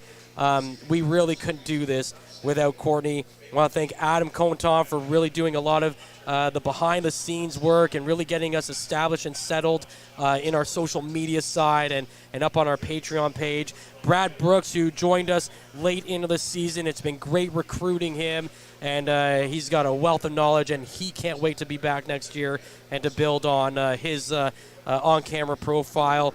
Can't forget about Chris Dawson, who has done so much for us both on and off the broadcast, and he's just an amazing person to have connections with in the community and has been so generous to us as the general manager of the Powassan Voodoos. And on that side, we got to thank Jim Bruce for really helping us out this year. And, of course, Peter Goulet and his coaching staff for being so gracious with their time, allowing us the access to the players that they did, and coming on to the podcast whenever we asked them to. And obviously we couldn't do it without them. And I'll switch things over to thanking the Battalion, Adam Dennis, Ryan Olahan, Bill Holder, Scott Ray, and to all the players. Thank you so much for your time and your generosity and allowing us to have those moments with you and allowing us to share those moments with our audience.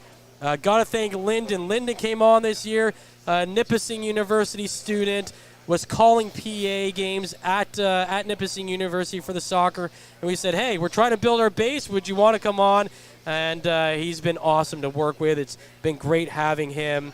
Andrew White has come along and done some games. He worked with us during the CKT days, so he was an easy guy to reach out to. And I know his schedule is pretty hectic, but he made it out when we can, and we really appreciate him for doing that. Drew Ferris, who helped us out on the production side of things, and gave us a lot of really neat ideas for our social media, so we thank him for doing that. Harrison Clements, Harrison for the Garrison. We saw his social media profile, and we said we could benefit from this kid more than he can benefit from us, and it's been awesome having him as part of the team. Tommy Wong, who jumped in and really helped us out on the podcast side, doing a couple of different features here and there. Always awesome to have Tommy Wong on your team. And then to the guys on air, Derek is just a pleasure to work with, knows his stuff. I think he missed one regular season game for the North Bay Battalion. He was down there in between the benches every single time that we asked him to be, and can't wait to work with him again next year. Ben Long obviously couldn't have done last year without him. If you don't know the story, he showed up on the first day of the game and said, I've got all this equipment. Do we need it? We came into the rink and said, yeah, I guess we're going to need that equipment. And he's jumped on to be on air as well. Absolute pleasure doing games with Ben Long. Ben Sargent joined late in the season as well. Ben, it's been awesome having you. Yeah, it's been awesome, man. I think that covers everyone. If I missed someone, I really apologize. It's late into the season, and I wasn't looking forward to this being the final game, but here we are as we wrap things up. So again, to my entire Frontline broadcast crew, thank you guys so much. It's been awesome doing this, and thank you to all the viewers for tuning in. We're going to have podcasts throughout the summer. We're going to do a couple of different things throughout the year as well.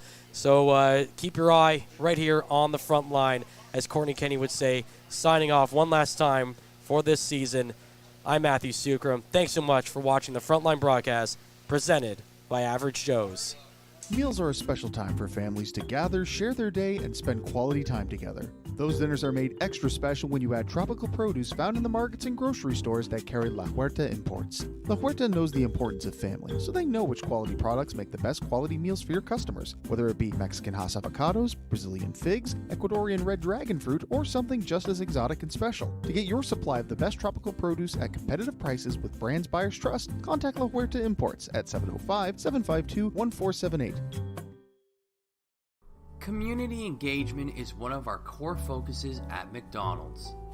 The key is finding the right people who are passionate about the same things we are, helping kids be kids. McDonald's proudly supports local organizations such as the North Bay Regional Health Center Foundation, Big Brothers Big Sisters, One Kids Place, the Children's Aid Society, and Ronald McDonald House Charities. Stop by McDonald's on 1500 Fisher Street, North Bay, to see how we can serve you and the community every day. Hey there, I'm Mike the Financial Advisor. When you strip it down to its core and you take away all the industry jargon, I help people solve financial concerns. So if you're concerned that you'll never save enough to retire comfortably, or that your kid is going to graduate post-secondary $40,000 in debt, or maybe even that life is going to take a really unfortunate sideways turn and somebody is going to have to open a GoFundMe page for you and your family, I can help you prevent all of those things from happening. If you want to see how, you can find me on Facebook, Instagram, and TikTok. Just do a search for Mike the Financial Advisor. You should find me.